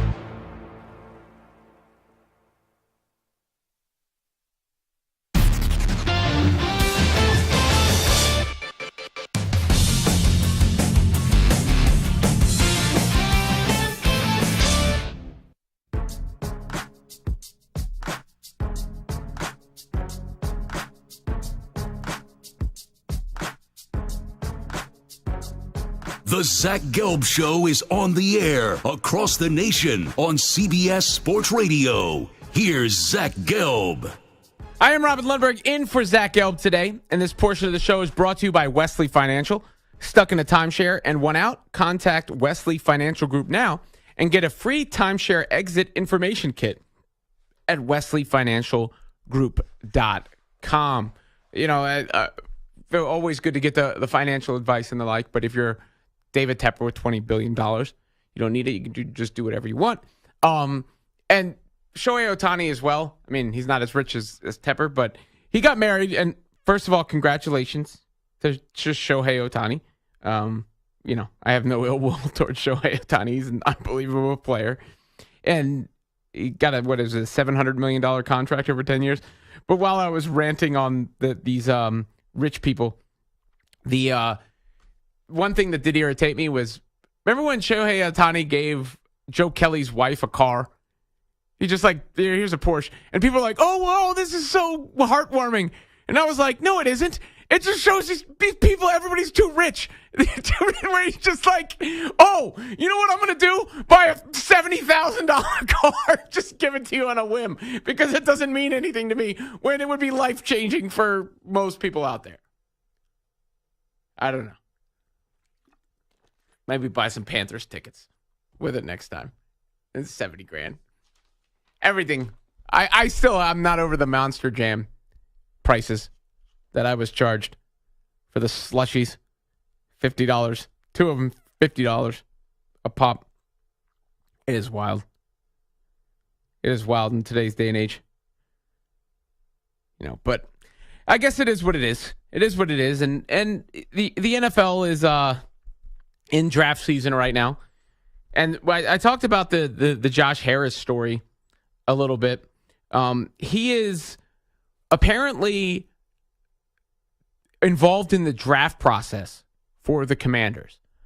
And I've heard people say, you know, you spend this much money on a team, you have every right to be involved. And that's true. I mean, he's the owner, you know, he's that high up where he can do whatever the hell he wants. That's part of being in charge. No one's saying he shouldn't or can't, I guess is the better phrasing. But it would scare me a little bit if I was a fan of the team. It would. And I don't know if people realize how big a deal that team is in that area if you're not from that area. Yeah, I remember I lived in Lusby, Maryland from 12 till college, and I went to University of Maryland. Lusby, Maryland's 15 minutes from nowhere. No one's ever heard of it. But University of Maryland, obviously in that area. And remember when they rehired Joe Gibbs? It felt like a national holiday in the D.C. area when that happened, because that's the only team they really care about around there. I mean, things have changed a little bit over the years. This is before the Ravens even existed in the Baltimore area.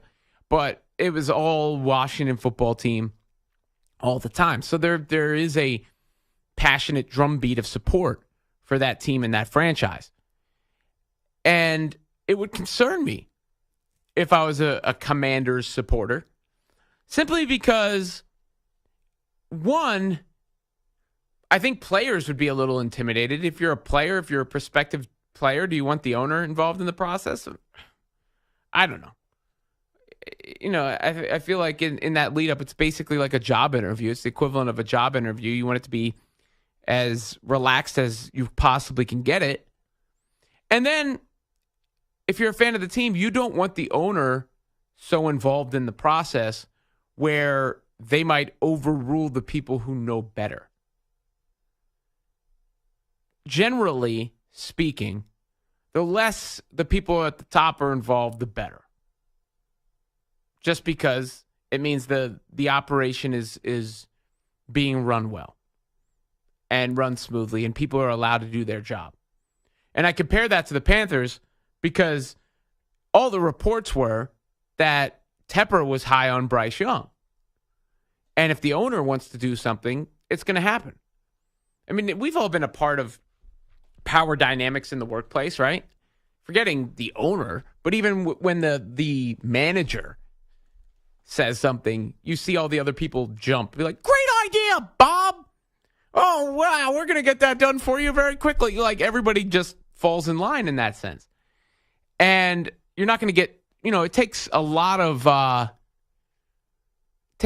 gumption to stand up to that and to say, no, this is what we should do. But generally, you're hiring a general manager to make certain decisions. You're hiring, scouts and evaluators to make certain decisions. And you just want the owner to cut the check. And when the owner starts getting involved in that process, you do worry a little bit about how much that could sway what the team does. Because let's say at 2, the football people prefer Jaden Daniels to Drake May or vice versa. And Harris is like, nah, I like the other guy. Well, guess what's going to happen? The other guy's going to get picked. And I don't know, I have to look up Josh Harris's background. I don't know what about his background makes him qualified to make those sort of decisions. He's qualified to maybe get a read on somebody. Maybe, say, I like this kid or I don't like this kid. He seemed like he's got a good head on his shoulders or not. I mean, most people are qualified to do that from a human intuition standpoint. But from an evaluation of a player standpoint, I would, when you live through Dan Snyder, you're hoping for, any ownership change is going to be a positive. And then the first reports you're getting are about the owner sitting in on the meetings. It's not exactly thrilling news if you're a fan of the team. I wouldn't think. And the NFL draft, the beauty of the NFL draft is every fan base gets excited about the NFL draft because this is your chance at hope. This is your chance to start anew. And when you get to pick a quarterback, that's as good as it gets until it isn't. The guys in there were, Zach Wilson caught a stray earlier. I'll tell you guys the Zach Wilson story coming up in just a few minutes here, because I was actually correct. My football instincts were correct, and I made my judgment on Zach Wilson based on a practice. I'll tell you that story coming up. But would you want your owner to be involved in the process? If you were a Commanders fan, would that worry you at all? 855-212-4CBS, 855-212-4227. I guess I got used to saying Commanders. It is. I had gotten used to Washington football team. Now I'm used to saying, I said it, I didn't even think about it. I'm working my way there on Twitter as well. If you want to, on X gonna give it to you. If you want to, what do you X in? You used to say you tweet in. What do you do? I don't. It's not X in. That I could say it's X, but I don't know what you do. You I don't know. I won't try to explore it too much further. You have a suggestion? I don't know. It's just like posts on X, but again, Post. That's not really like, I don't know. Tweeted just sounds so much better. It does. Xing is weird. Xing. I'm Xing. It's not as bad as Darvin Ham's. Did you guys see Darvin Ham's comment about LeBron's cape last night? How he needs to whip it out, his cape. It was a rough choice of words from Darvin Ham last night. 855-212-4CBS, 855-212-4227. Robin Lundberg here with you on CBS Sports Radio, and the show rolls on after this sports flash from Rich Ackerman.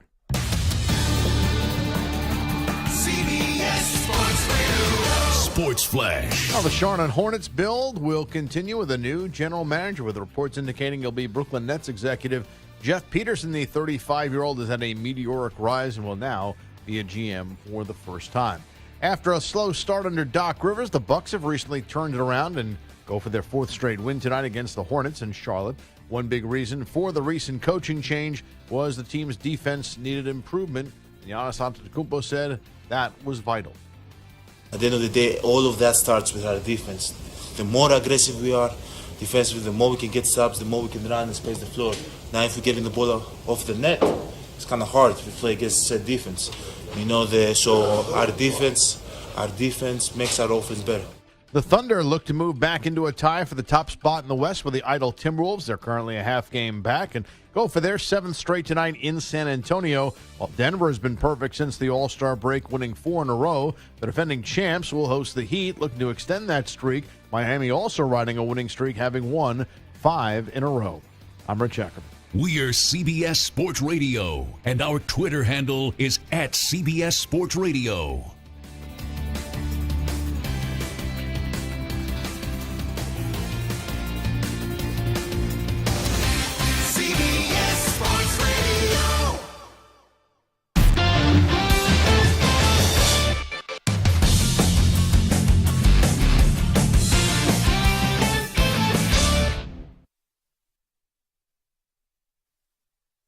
You're in a 5-minute break.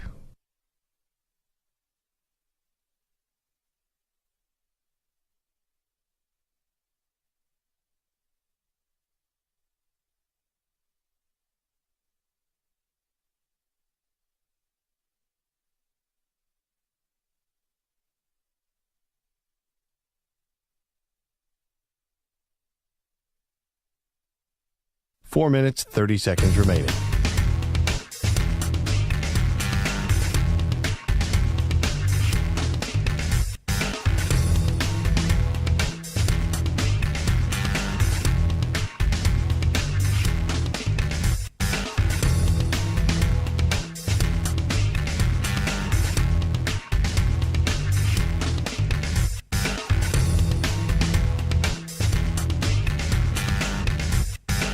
Four minutes remaining.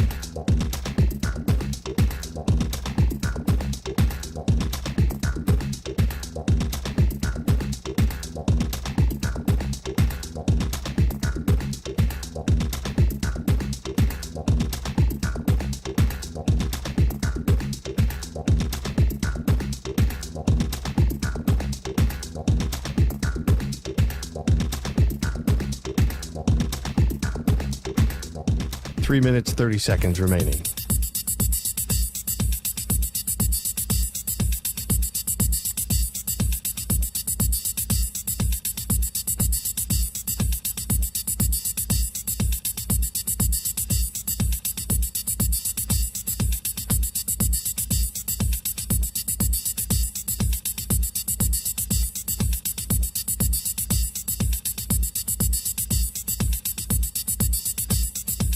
Three minutes remaining.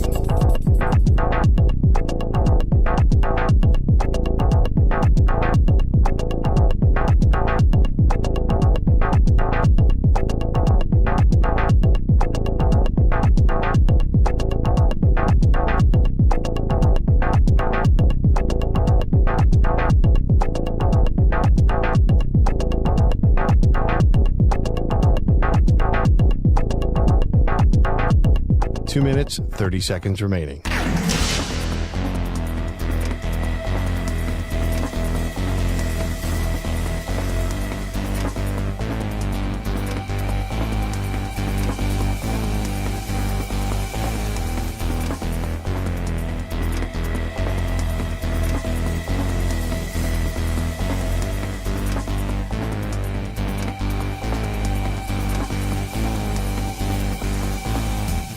2 minutes remaining.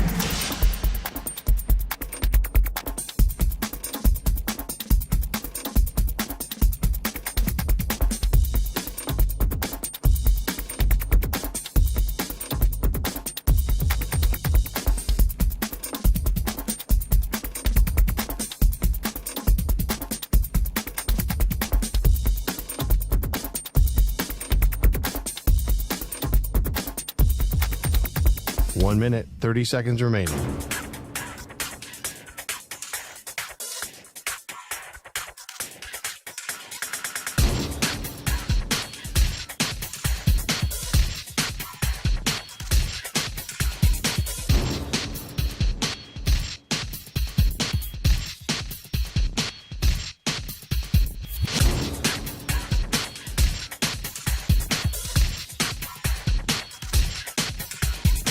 One minute remaining.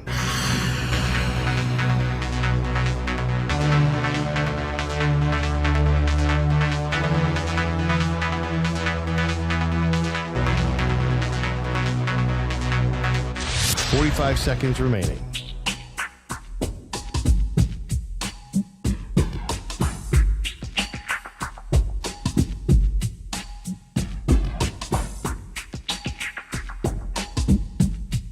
Thirty seconds remaining.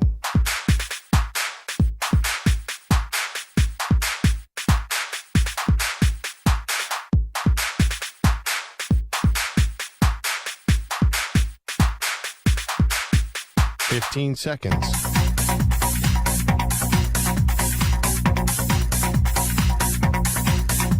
Break ends in 5 seconds.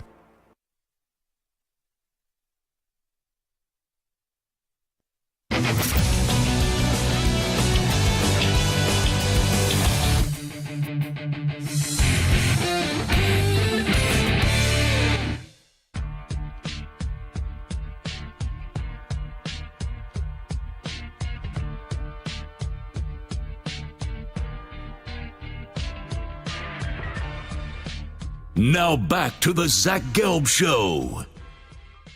Robert Lundberg in for Zach Gelb today. Appreciate having the chance to sit in for Zach. 855-212-4CBS, 855-212-4227. I'll get to my Zach Wilson story. Remind me, guys, in the next hour after I talk to Joe Theismann, but I want to get to the breaking news because I don't want to put it off. Caitlin Clark has announced she will be declaring for the WNBA draft. And what time is it? It's 4:38 Eastern time on the East Coast. It's a significant moment. February 29th, it's a leap year too. So you should remember it. The moment that you heard Caitlin Clark was declaring for the WNBA draft, and I'm not being hyperbolic here, this is a transformative moment. I was talking about LeBron earlier and how transcendent he is. I mean, I don't know if Caitlin Clark will be the LeBron James of women's basketball per se necessarily, but I think she will be a game changer at minimum. And I keep seeing people talk about how she's taking a pay cut and whatnot. I don't think so. Wait till you see she's going to have shoe deals and all that. Like, she's different. She's different. And we're in a different era of women's basketball. Women's sports in general, I mean, the representation is cool because I didn't realize this. I had a brother growing up. I didn't have a sister. I have a daughter now, though, and I see how important the representation is. I was talking about the wrestling. We'll watch, like, when's the girls' match? When's Bianca Belair? Or we're watching a Marvel movie. Who's the girl superhero in this movie? These things matter. They matter to people. And you saw Sabrina Ionescu at the WNBA or at the NBA All-Star game. And that was the moment of that weekend. The fact that she was able to look across from Steph Curry and say, I'm going to challenge you. I'm going to shoot from NBA 3 and hold her own. Because, it's we're in a weird day and age where you have to watch what you say and sometimes people even fight back on scientific facts and biological facts and the like, as far as, there are differences between men and women physically. That's just nature. But as far as from a competitive standpoint, from a skill standpoint, she said, you're Steph Curry. You're the best shooter who's ever lived, one of the best players who ever lived, and I think I can beat you. Or at worst, I'm not going to embarrass myself out there. And she did it. And that was a big thing. That was a big moment for the sport. And women's basketball has been growing. The WNBA numbers are up. I think we're past the day, and you'll still have the peanut gallery who will come out and say, who cares, or whatever. Yeah, you always have that, but you have that about everything. Women's sports now is growing. Women's basketball is growing. And if you fast forward to what Caitlin Clark is going to be, I think you're going to see an injection into that league unlike anything we've ever seen. Because if you rewind to last year, tomorrow's March, right? What felt like a bigger deal last year? March Madness on the men's side or on the women's side? What was the moment of March Madness? You can't see me. If you're listening on the radio, that's literal, but I did the John Cena face. If you're on the YouTube machine, can't see me. Angel Reese, Caitlin Clark. That was that was the story of college basketball last year. I dare people to, there was an underdog team that made a run and whatnot. That you can't say anything generated more buzz than that. And right now, what's got more hype? Men's college basketball tournament? People are going to fill out their brackets, don't get me wrong. The format of March Madness always works. I'm not dissing March Madness. I'm not dissing the men's side. But there ain't no star on the men's side who's even approaching Caitlin Clark. Even in the same solar system. Caitlin Clark's the biggest star in college sports, period. I think she needs to be even bigger than Caleb Williams, maybe on name recognition right now. How many stars in sports, period, are bigger than Caitlin Clark? It's a short list. LeBron, Steph, Patrick Mahomes, Travis Kelce because of Taylor Swift, maybe. Shohei Ohtani, maybe. That's about it. That's about it of the people who have Aaron Rodgers, who I would say are that same level of needle mover and name as Caitlin Clark is right now. And she is now going to transition over to the WNBA after this run in March Madness. And, of course, she'll be hot coming off of March Madness because she's just like that. There's no question in my mind she's going to perform. She's the best women's player I've ever seen with my own two eyes. And there have been some great women's players, don't get me wrong. We just saw what Aja Wilson did last year, and I love Diana Taurasi's game and Sue Bird's game over the years. But Caitlin Clark is special. She's special. And I think, people forget, but let's go back to the NBA. The NBA used to be on tape delay. The NBA Finals were on tape delay at one point in time, believe it or not, until Bird and Magic. And Bird and Magic injected a certain level of life and hype into the league that it was able to generate momentum, which Michael Jordan took and ran with, and so on and so forth. And now the NBA is a global game, and I think probably produce as big as the NFL is. The NFL is bigger than the NBA. Don't get me wrong. Every other sport is a bug on the windshield of the NFL.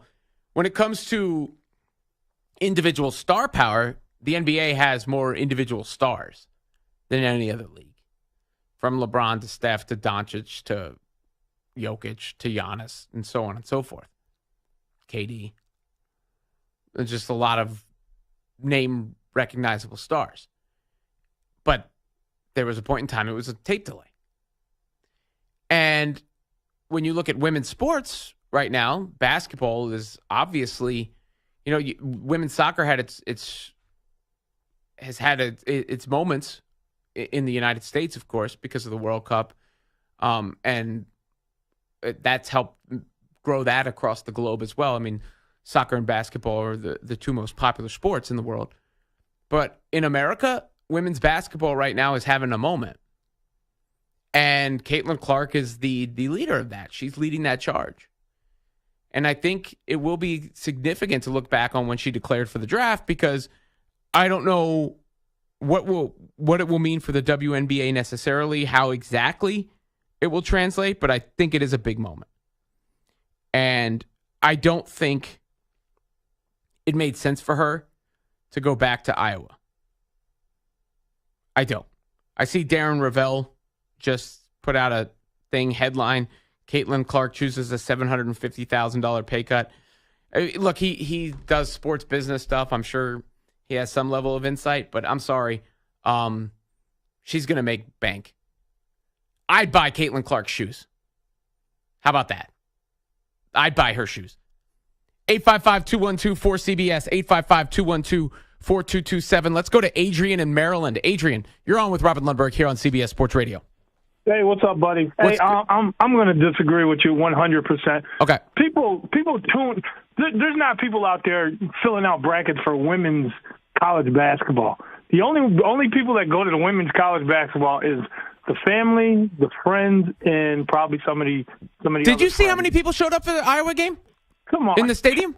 I mean, I understand what you're saying. They showed up. Yeah, I understand what I'm saying because it's a matter of fact. It's not. It doesn't matter. But you put more people in the stands in the first and second rounds of the NCAA men's than you do the whole tournament for the women. Is that? First of all, you could say that, but you have to actually back it up with the data. I'm not saying that the women's tournament as a whole is bigger than the men's tournament. The men's tournament is an institution. People will fill out their brackets. I agree with you there. Name one player, though, on the men's side who is even in the realm, belongs in the same sentence as Caitlin Clark. R.J. Davis from North Carolina? That's just not true. That is. Based on what metric? Based on, I bet you most of the people who are listening right now heard that name for the first time. What you're banking on is because it's one person on one team. That's what you're banking on. What about South Carolina? They got probably 4 stars on the team. You don't think they're better? Okay. She's not even good. She's not even. What happened to South Carolina against Caitlin Clark last year? What's that? They lost before that. They lost to LSU. No, but last year? South Carolina lost to LSU. They did not lose to Iowa. They did not lose to Iowa. Caitlin Clark, South Carolina. I'm looking that up right now because I recall she upset South Carolina with a 41-point performance in March Madness, and I'm almost 1,000% sure that is correct. So if it did happen, that means I don't watch it, as you could see. So you are proclaiming boldly your ignorance. Is that what you're? No, I'm not ignorant. I'm just saying. Well, that's you know what ignorant means? Not knowing what you're talking about. Right. But she did beat South Carolina. Yes. You're saying she's bigger than the men's game. I'm saying she's bigger than anyone on the men's side by a mile. Yeah, I would say her star power is bigger than every single person on the men's side put together. Well, the reason is because men, they got the NIL. They move around. You can Angel Reese stayed. She was at Maryland. At Maryland, and went to LSU. She hasn't moved in another team. You got guys in the men's team that move basically every year. I would say Angel Reese is more famous than anyone on the men's side also. Well, okay, so since Caitlin Clark is this superstar, you think she's going to win it this year? I think she has a chance to win it this year. It's a team sport, though. It's a team sport. They just lost last week to who was it? Yes, because first of all, women's college basketball has been historically dominated by dynastic level powerhouses like Connecticut, like South Carolina, like you referenced. It is very rare to see what we've seen with Caitlin Clark. That's one of the reasons it is an outlier and stands out. But have you watched her play? Like her, and I'm not dissing them. Like March Madness, everybody loves it. Who doesn't like March Madness?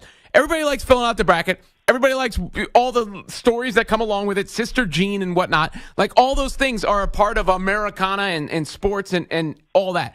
But I stand by my statement that Caitlin Clark is a bigger deal than anything happening on the men's side. She's a bigger deal because of the scoring. Just because of the scoring. She could pass the hell out the ball too. What's that? She's an awesome you're passer. making it sound like she's the best player ever Yes, to come up. she's the best player I've ever college. seen. In college? She's the best women's player I've ever seen in my life. College pros. Men's or women? Well, I mean, look, No. You just said it. Men's or women, yes. Well, men and women, there are physical differences between men and women. I said that before. I'm not an idiot. I'm not going to lie to you in the name of equality, but that doesn't mean I can't respect her, how real she is and how great she is as a player. And is she more entertaining to watch than anyone on the men's side? Yes, because relative to her competition, she is better than anyone on the men's side by a mile. By anybody? No, she's more not dynamic, but more famous. She's getting more headlines than men. Because you know why? It didn't just happen by accident. You ever watched the Iowa game before that? Why the hell would I have watched an Iowa game? Did you ever watch a USC game before Caleb Williams? Yes. Where Reggie Bush and Matt Leinart played there? I did. I'm talking about. How about a UCLA game before Reggie Miller's sister? Cheryl Miller? Yeah. What does that have to? What's your point? No, you're saying people never watched the women's game until Caitlin Clark. I didn't say that. Those words never came out of my mouth. That never. But do more people watch now? Yes. You don't think people watched before? No, not to the same level. No, I don't think so. Tennessee games? No, I don't think they did. Nobody. Go look at the numbers from last year. Go look at the data.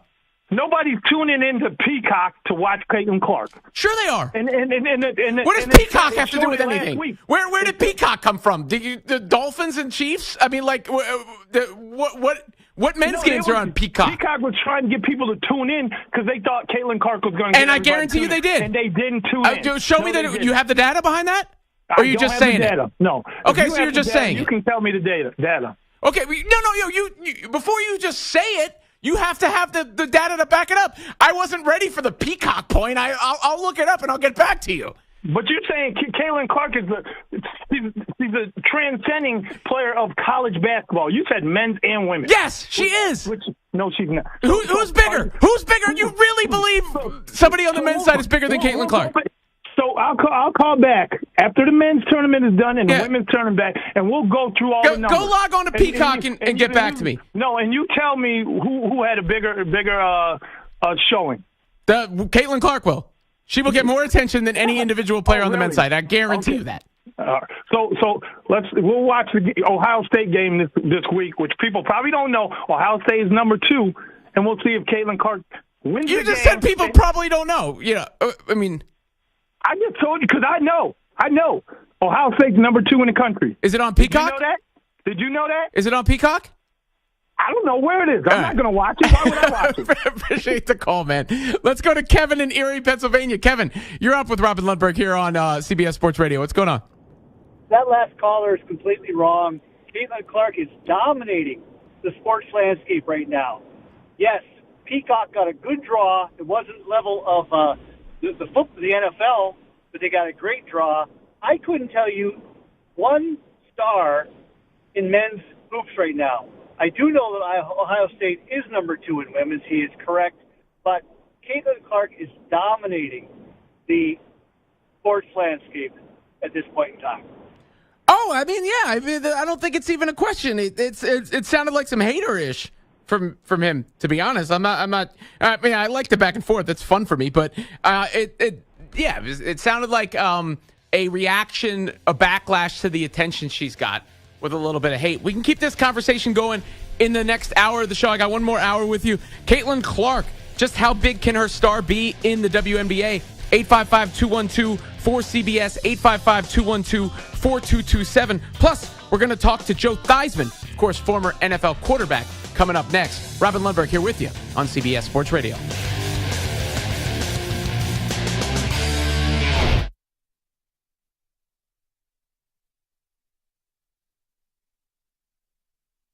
You're in a 5-minute break.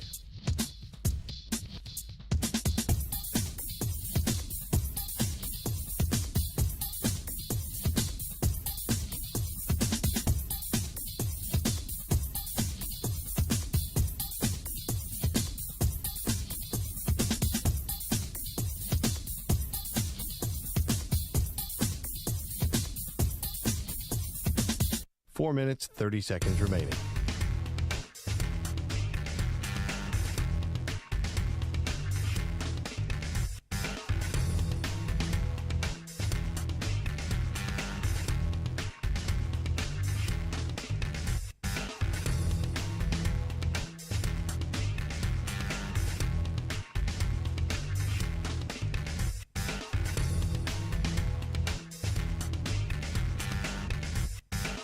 Four minutes remaining.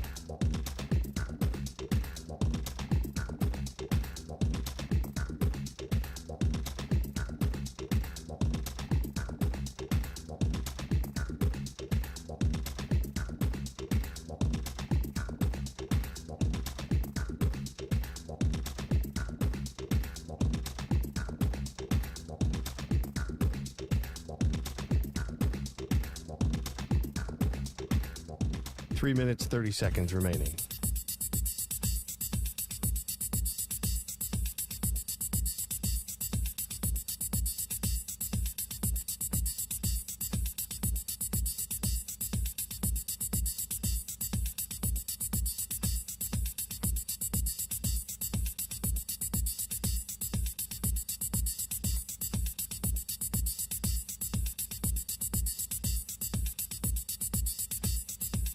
Three minutes remaining.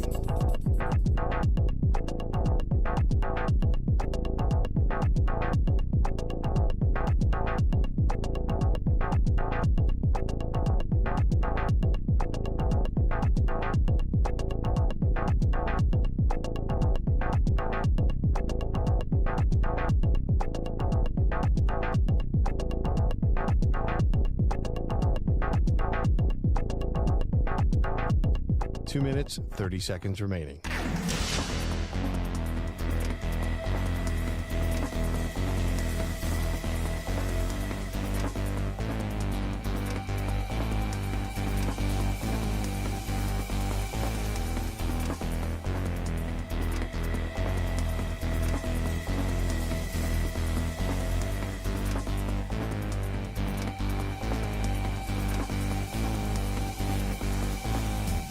Two minutes remaining.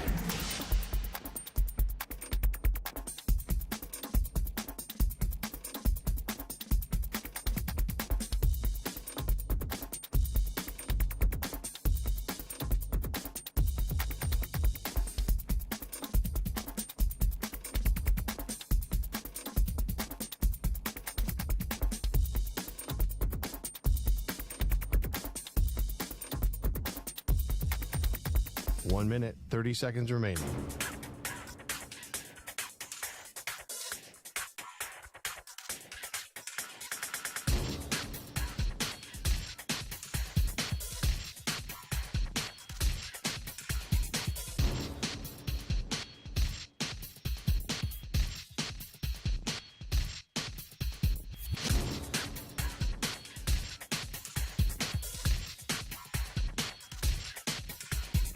One minute remaining.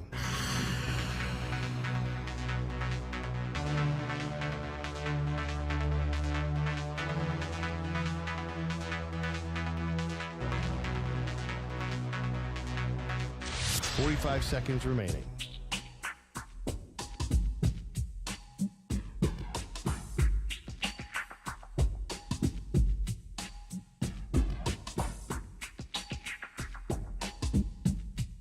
Thirty seconds remaining.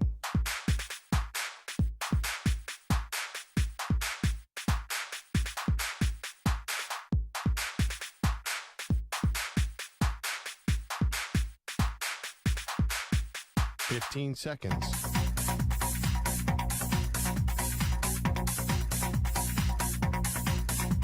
Break ends in 5 seconds.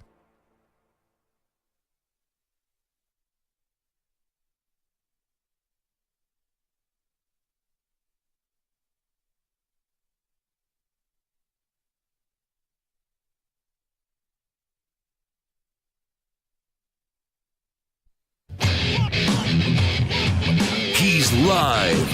He's nationwide on CBS Sports Radio. This is the Zach Gelb Show.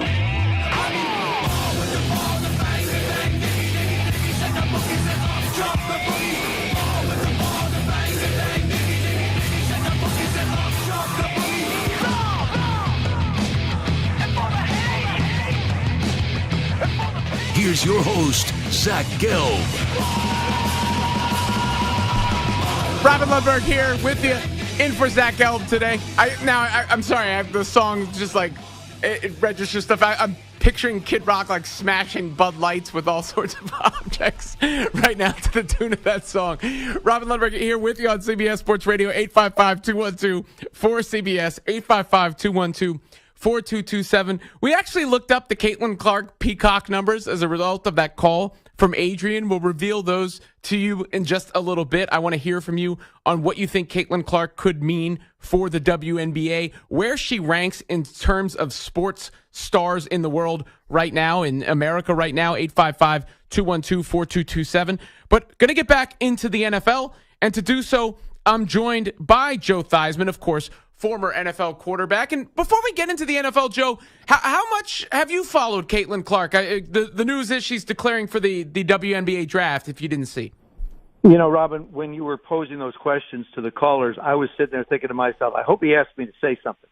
I think she's fantastic. I really do. I mean, what she's been able to do, you know, she is what she is to the WNBA, what Steph Curry is to the NBA. Every time she shoots, I mean, no matter where she shoots from, the expectation that the ball's going in. I mean, the thing is she shoots so far away that it gives you a chance to take a breath before the ball either goes through the hoop or hits the rim or does something else. And you know, she's just spectacular. I think she fits into one of the greatest athletes that we've seen play any sport at any game at any level. I really do. No, I'm with you there. And when Joe, when you like talk about, like, I was trying to rattle off like what sports stars are on her same level of fame right now: LeBron and Steph, and Patrick Mahomes, and maybe Travis Kelce because of Taylor Swift, and perhaps Aaron Rodgers, maybe Shohei Ohtani. But it's not a very long list.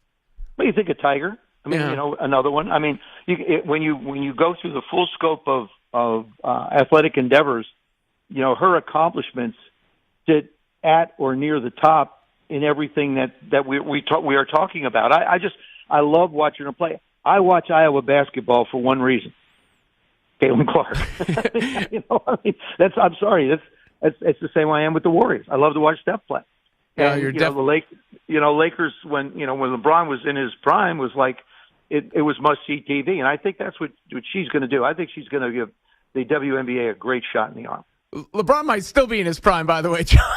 Oh yeah, LeBron and Tom Brady are drinking the same kind of elixir. I don't know; they're not sharing it with anybody, obviously, but they are both phenomenal. Now, that's a segue into the NFL draft coming up, because of course you're familiar with the Washington Commanders, who are trying to land their version of Tom Brady going forward, which is something that franchise really needs, is that quarterback that the fans can rally behind. Is there anybody that you have in mind we assuming Caleb Williams is going number one, so between Drake May and Jaden Daniels there? I don't necessarily agree with that particular assumption that Caleb's going to go one. I think Jaden has a real good chance to be able to wind up being one. I think Drake will be, either two or three. I think it's between Caleb and Jalen as far as Jaden. I'm sorry, as far as which one goes first. But it's a question of who's going to pick them. Is it going to be the Bears? The Commanders, I don't see them moving at a two. I think they almost have to take a quarterback, because I think the fans are expecting that. You've got new ownership. You've got a new coach. Sam took a heck of a beating last year. The fact that he stood up and made it through the season was amazing. But I think a shot in the arm for the Commanders would be to draft a quarterback. If you take any other position, I don't believe that people are going to be as excited. Yeah, I mean, I think they almost have to at this point, because of one, the need, and two, like you said, a rallying cry for the fan base. What did you make of this, or what do you make of the reported involvement that Josh Harris has in the process? Do you fall more on the side of he's the owner, he can do what he wants, or do you fall more on the side of I'd be a little worried that he's so heavily involved and could override, say, the football people? Okay, Robin, $6.2 billion. That gives you the right to do anything you darn well want to do, okay, at that price. No, I really think I love the fact that Josh is involved in the way he is. If you look at the way that he's put this organization together with Adam Parker and Dan Quinn, and the way he's constructed this front office, he will have input because he's the owner and writes the checks. But I also think he will defer to the people. Jason Wright, the people that have been around the organization and understand the game in a more thorough nature. He's involved a lot with the 76ers, and then of course you got the Devils as well. So, he's a man of multi-ownership. And I still think he's continuing to learn a lot about the NFL and learn the way the procedures are. But I'm really thrilled with the way he has approached and attacked this. I think he should be involved in the way he is. And I'm sure he's going to defer to the people that he believes will, do the right job to get the Commanders in the direction they need to go. Yeah, where I land on it, Joe, is it's sort of like there's a distinction I would draw between. There were reports that Tepper really wanted Bryce Young over maybe what some of the other people would have wanted last year, and we don't need to revisit the C.J. Stroud Bryce Young thing. But I draw a distinction between him saying, no, we should pick this guy, versus him sort of trying to get a read on them. And that kind of, you don't have to be a football evaluator to have a judge on whether you like the cut of someone's jib, I guess is the way I would say it. I don't see Josh Harris as that kind of a person, number one, and secondly, as that kind of an owner. I think that, they're going to evaluate they believe is going to be the best for the system. Remember, Cliff Kingsbury is the new offensive coordinator, so that's someone else that has to be very heavily involved in the conversation, because that's the developmental side of this football team that's going to have to show up. Yeah, no question about it. Robin Lundberg talking to Joe Theismann, of course, former NFL quarterback, here on CBS Sports Radio. What did you make of the Panthers raising the ticket prices? I talked about that a little bit earlier. Do you have an opinion on that after a 2-win season? Well, I wouldn't necessarily say they're raising the ticket prices after you win 2 games is the way you attract fans. The way you attract fans is you win football games. Now, you could look at it one of two ways. You could say, okay, we're going to be a better football team. So why not get a bargain now as we raise the prices to be a better football team? The other side of it is you scratch your head and say, why? Why now? I'm sort of the guy that scratches the head and goes, why now? Why at this point are you going to do that? So I'm a little surprised, to be honest with you. How about Zach Wilson? The Jets have reportedly given him permission to seek a trade. Obviously, you have experience playing that position, analyzing that position. I've seen like those flashes here and there from Zach where I go, oh, okay, I could see why somebody, thought he had talent. But the body of work as a whole is near the bottom of the barrel from what I've seen. Do you think he has a path as a future starter in the NFL or no? It's hard to say because you have to wind up in the right place. Look at Baker Mayfield. Mm-hmm. Baker made the Pro Bowl this year. Baker had a heck of a year. Look at Geno Smith out in Seattle. It almost depends on isn't where you start, but do you find in the path as you play play for different teams with different coaches, which one can accommodate your skills and your talent to the people around you and become productive. Geno last year, managed to get himself a heck of a contract. Baker, I'm assuming, will, do pretty well down there in Tampa. So is Zach the next one to be able to get that opportunity someplace? There certainly are enough places where they need quarterbacks. I mean, obviously New England's looking. Arizona's probably in the 4th pick. They're not really going to go look. The Giants, you don't know what they're going to do. I don't think him staying in New York serves anybody at all. And then, of course, Atlanta, you're not sure what you want to do with Desmond down there. So those are the first 8 picks. I think that definitely a change of scenery is going to be good for him. I just think he got beat up physically and mentally. I remember what Tom Moore told me a long time ago, great coach in Pittsburgh and Indianapolis. When he got Peyton early on, he said, there's 2 things I'm not going to allow to happen. I'm not going to allow him to get beat up physically, and I'm not going to allow him to get beat up mentally. So he designed routes to get the ball out of Peyton's hands, and we saw that through his entire career. He didn't take a lot of hits. He didn't take a lot of shots. He got the ball out of his hands. And I think in Zach's case, there were so many things going on with the Jets that were negative that a change of scenery would certainly serve this young man well. He has the ability to throw the football. I'm like you, Robin. I've seen flashes where you say to yourself, I can see the justification as a first-round pick. And other times I'm scratching my head going, wow, the guy's really struggling. What goes on behind the scenes, in a situation like the Jets? You've got what's going on with Mecole Hardman, who wanted out of there, and now Sauce Gardner is alleging he may have leaked game plans to the Eagles. I mean, a locker room is big. There's a lot of players on a football team, right? That's a lot of moving parts. Is that an individual gone rogue, or have you been around situations where I guess the vibe is toxic and it permeates throughout? How does those dynamics play out? There was a time when you didn't say anything. Now the athletes voice their opinion. I want out. I want to leave. Up in Buffalo with Stephon Diggs, right? Then his brother makes some comments about him wanting to get out of Buffalo, and then they play well, and all of a sudden he gets the ball, and you don't hear that. I think these young guys react to things in such a hurry now that some of the things they're saying is like, hey, I just want to get out of here.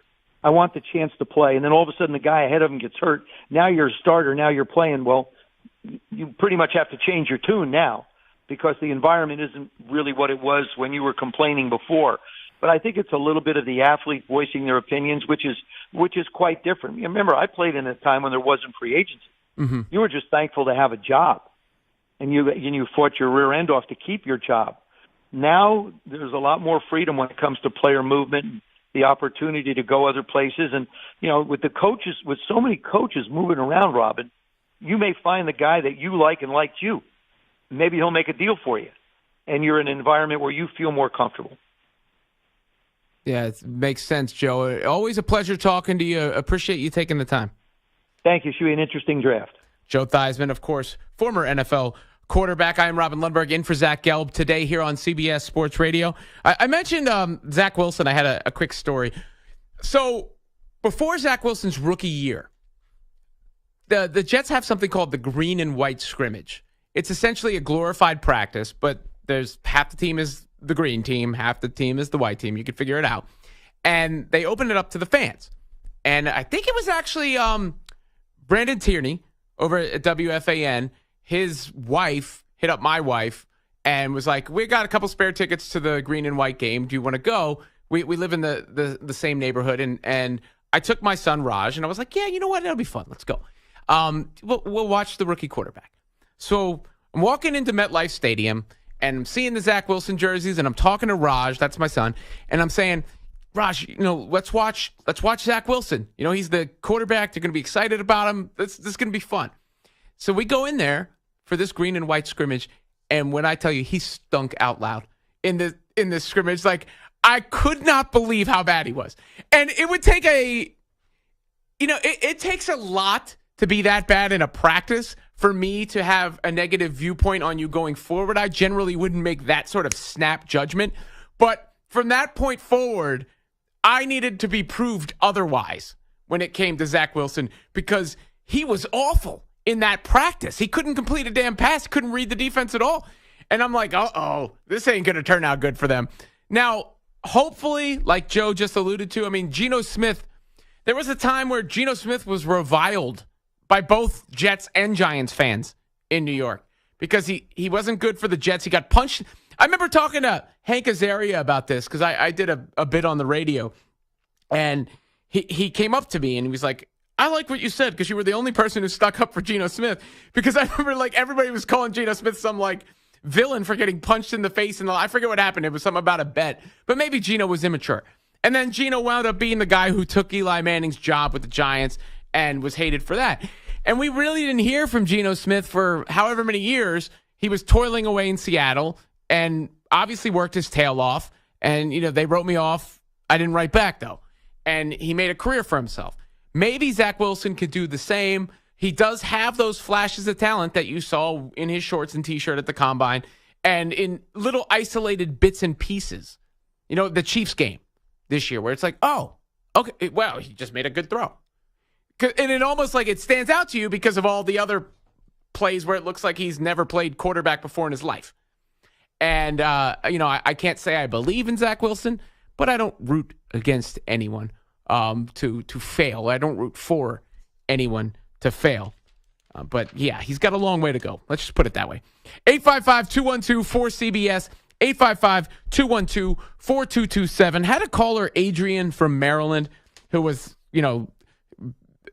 claiming the Peacock numbers for Caitlin Clark were not good or whatever. We got some of the data for Caitlin Clark's viewership for her games as she has declared for the WNBA draft. It was a question whether she was going to go pro or stay in college. She will go through March Madness, and I stand by my statement. She is the biggest star in college sports. That includes the guys going into the NFL right now, and she's bigger than anyone on the men's side of things. Where does she rank in the hierarchy of sports, period?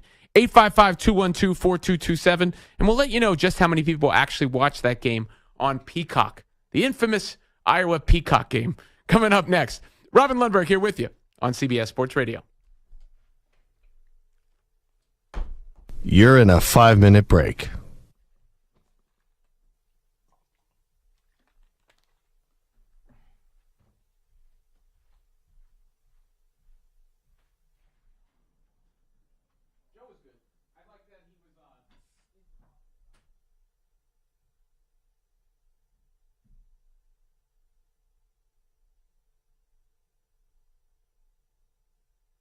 Four minutes, 30 seconds remaining.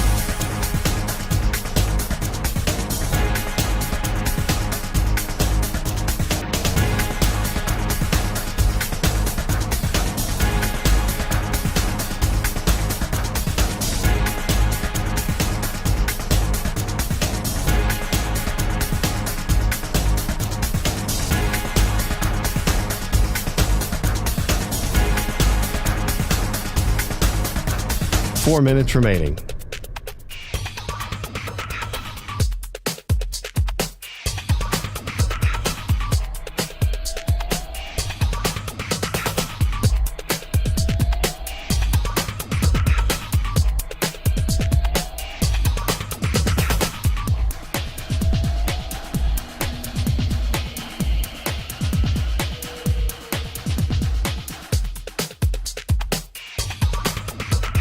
Three minutes, 30 seconds remaining.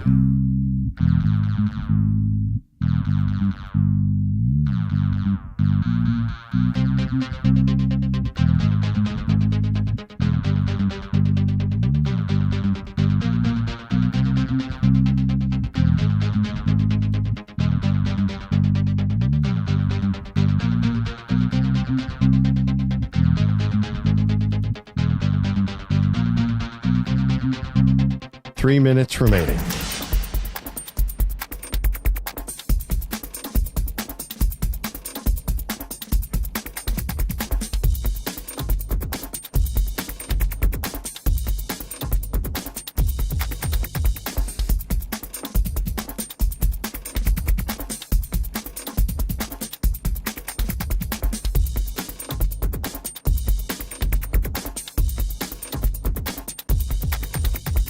Two minutes, 30 seconds remaining.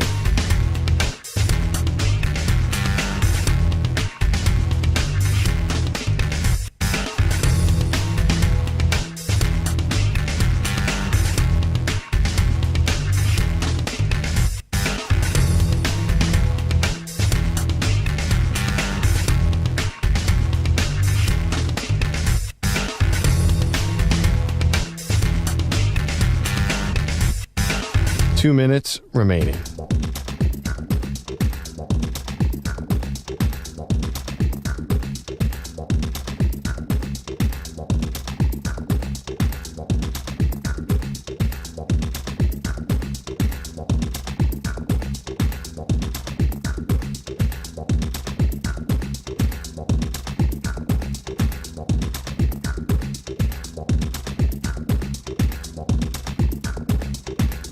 One minute, 30 seconds remaining.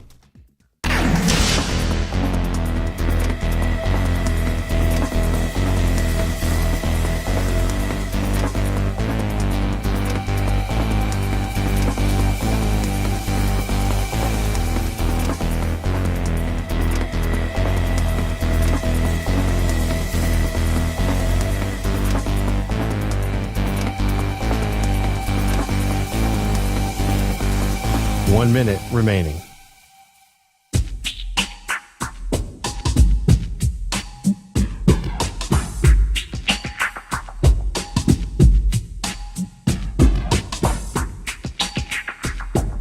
45 seconds remaining.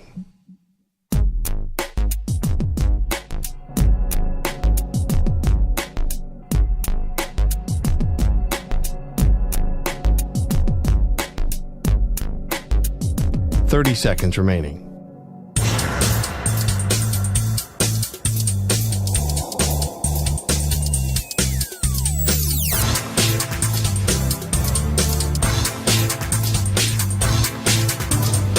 Seconds.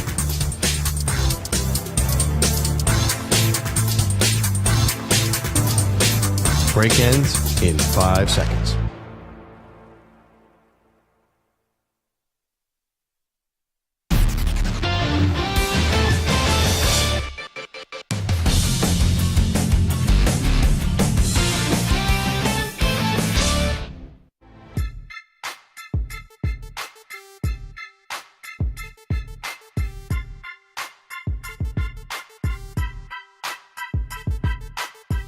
The Zach Gelb Show is on the air across the nation on CBS Sports Radio. Here's Zach Gelb.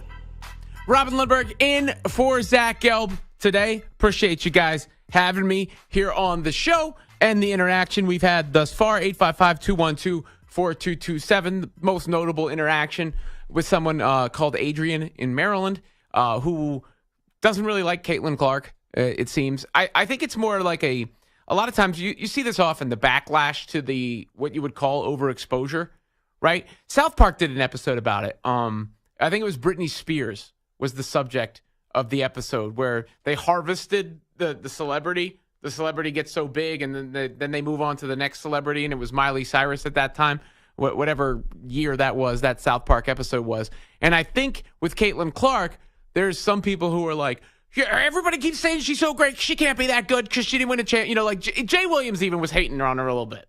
Like, and I like Jay, but come on, like, when have we ever measured college basketball players by championships?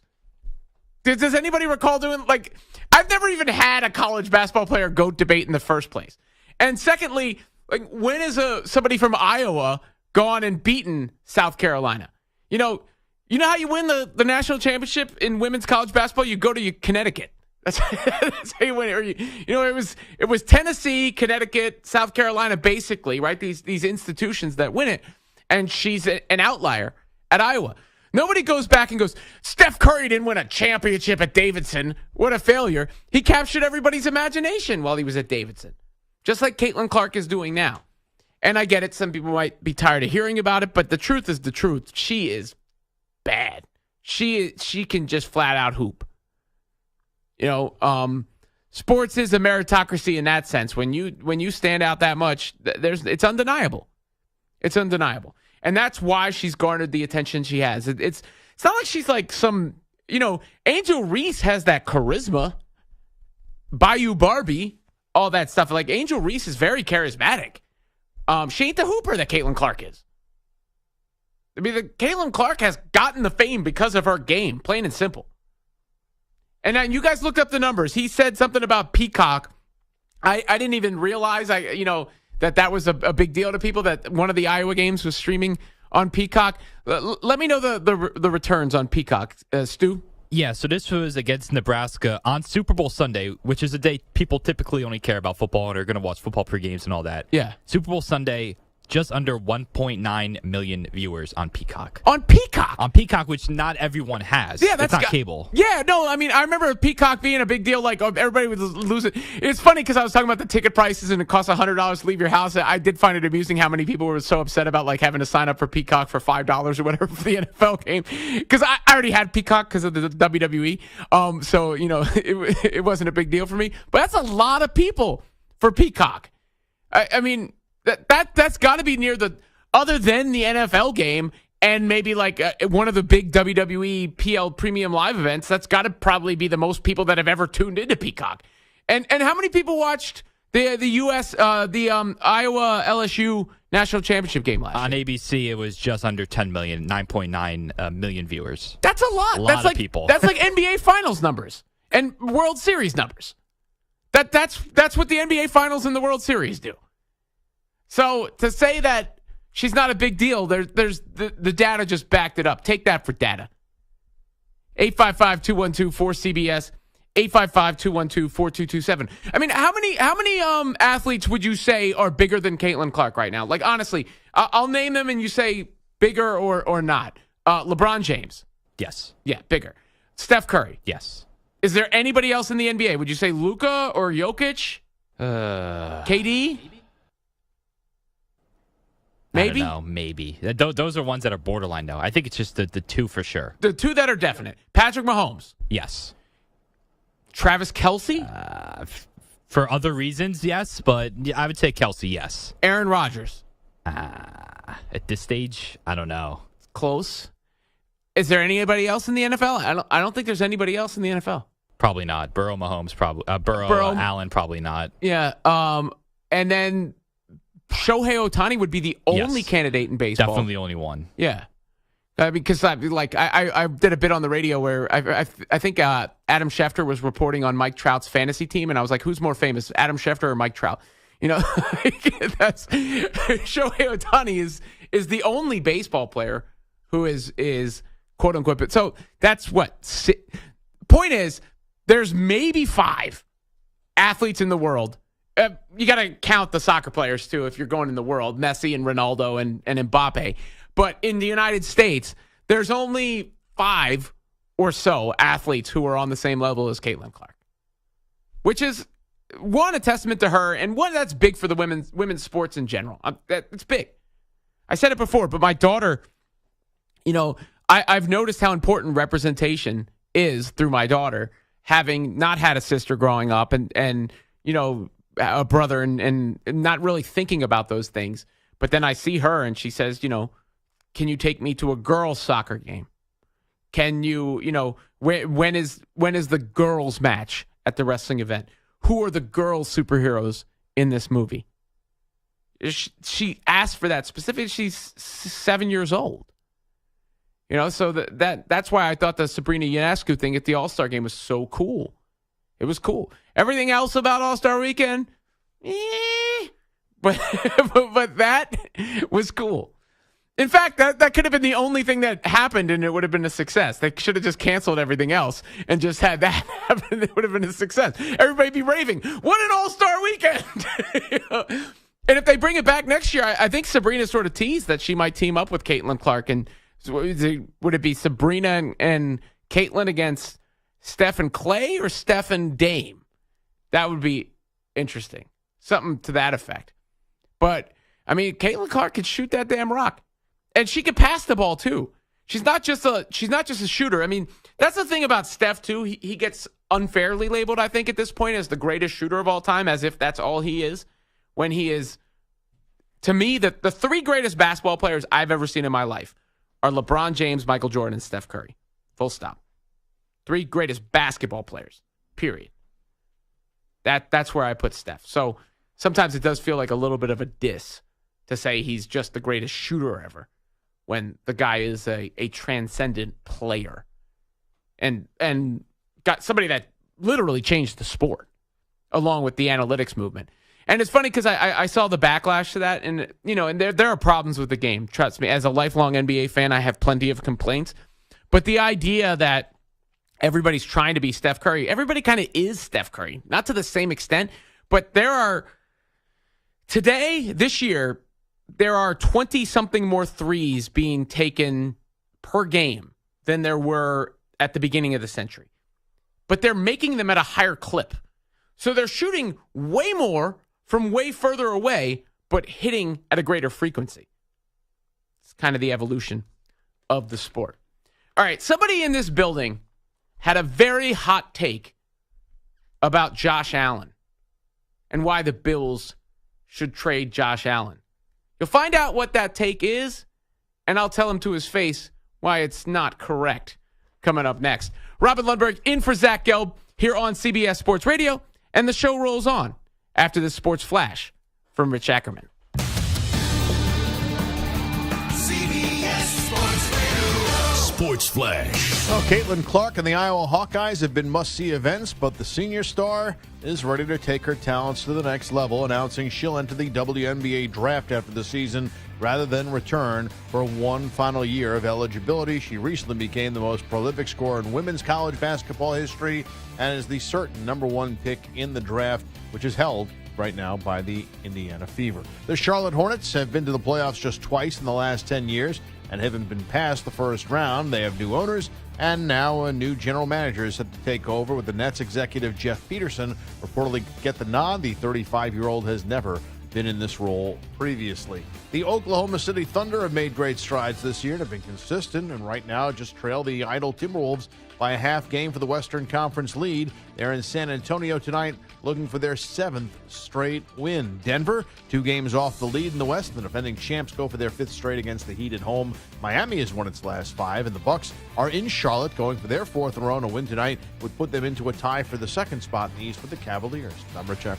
We are CBS Sports Radio, and our Twitter handle is @CBS Sports Radio.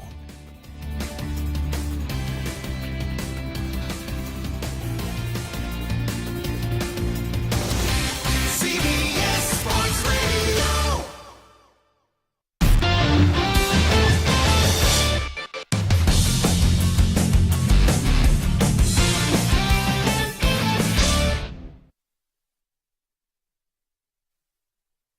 You're in a 5-minute break.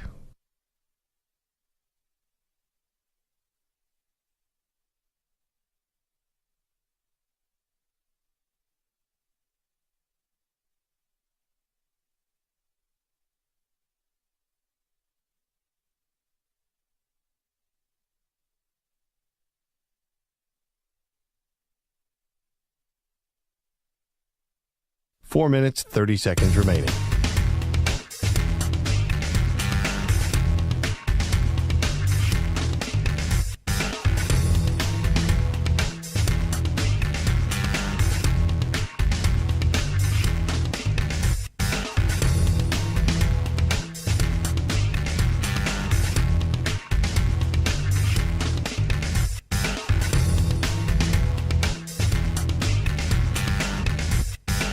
Four minutes remaining.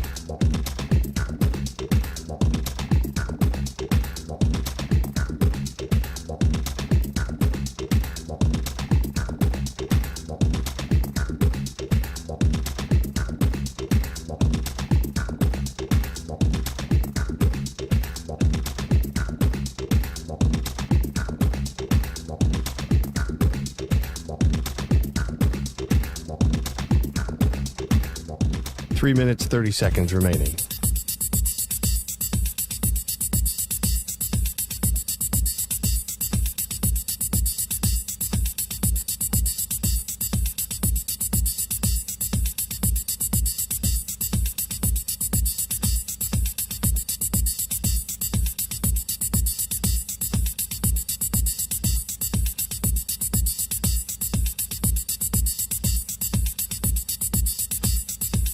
Three minutes remaining.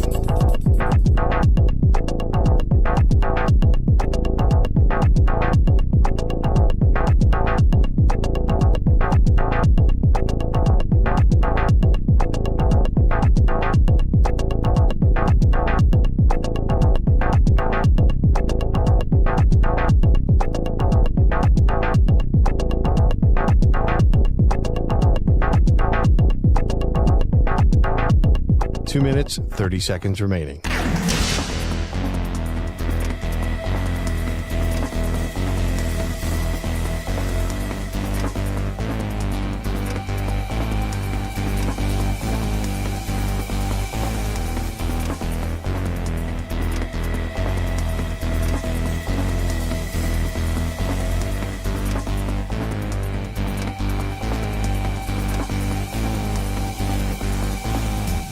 Two minutes remaining.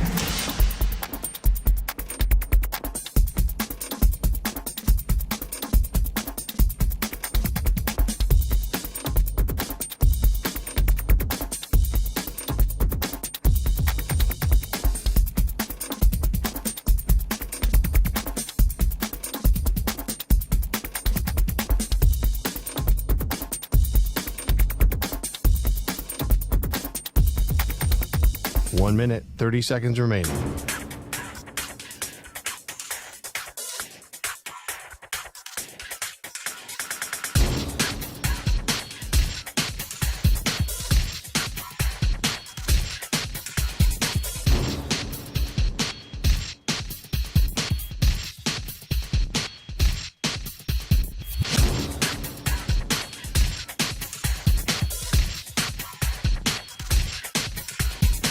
One minute remaining.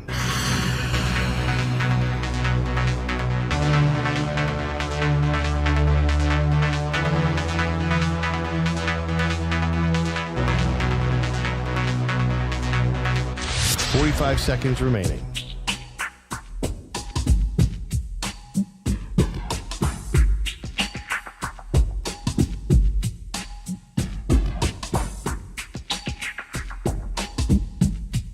Thirty seconds remaining.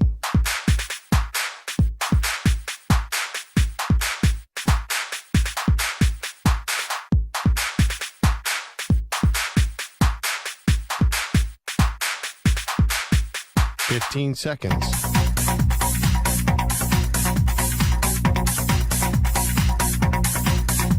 Break ends in 5 seconds.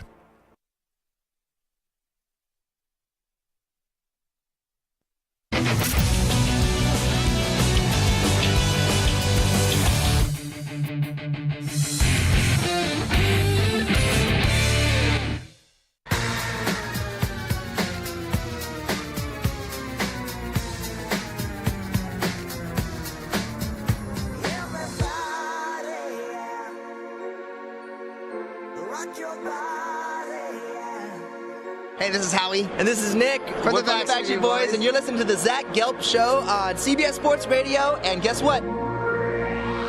Zach is back. All right.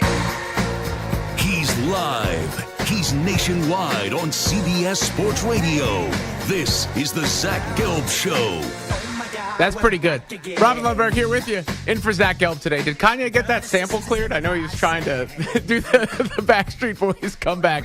I'm joined now by Ryan Hickey, who's the executive producer of the JR Sports Brief Show. He also has a show here on CBS Sports Radio, Hick at Night, Sundays from 10 p.m. to 2 a.m.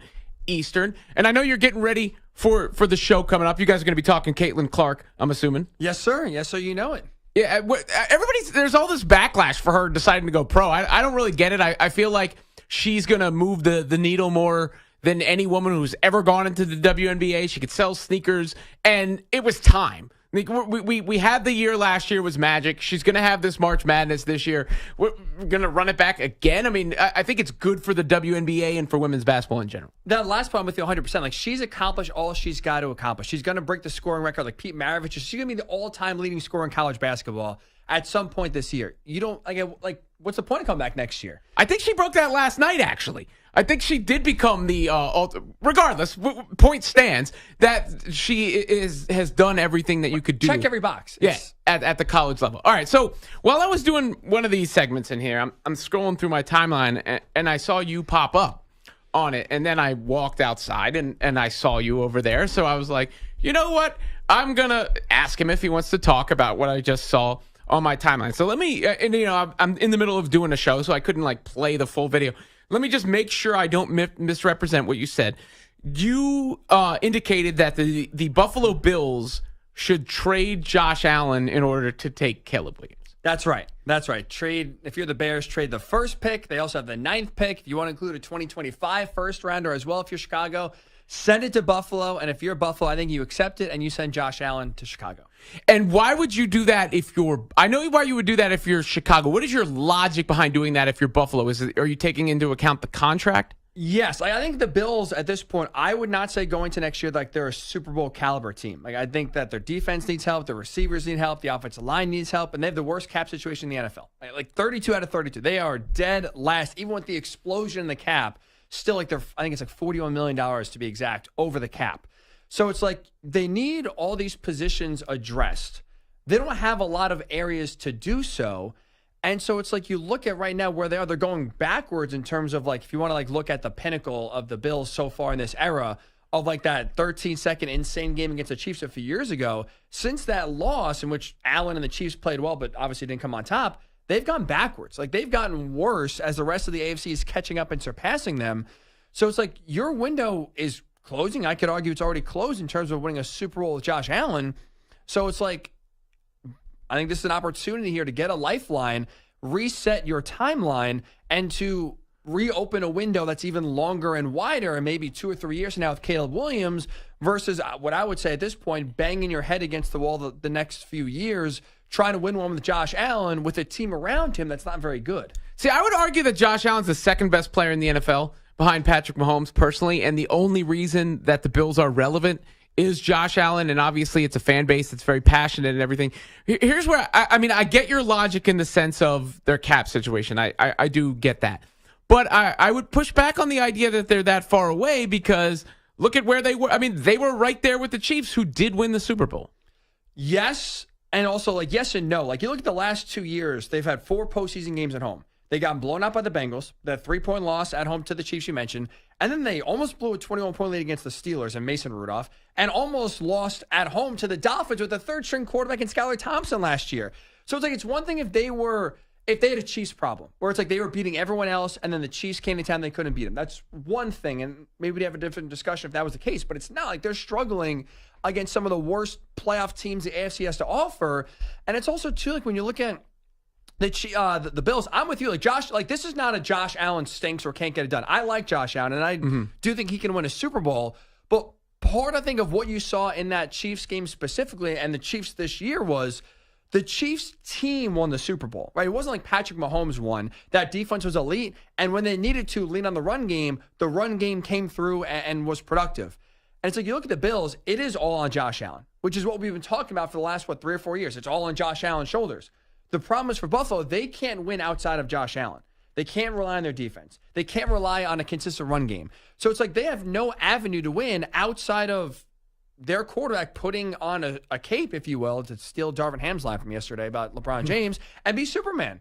And so it's like, that's like, the Chiefs just showed you, if they can beat you, not only needing Patrick Mahomes to outplay your quarterback, which he can do at any point, but they can also beat you in other areas, like, and the Bills can't.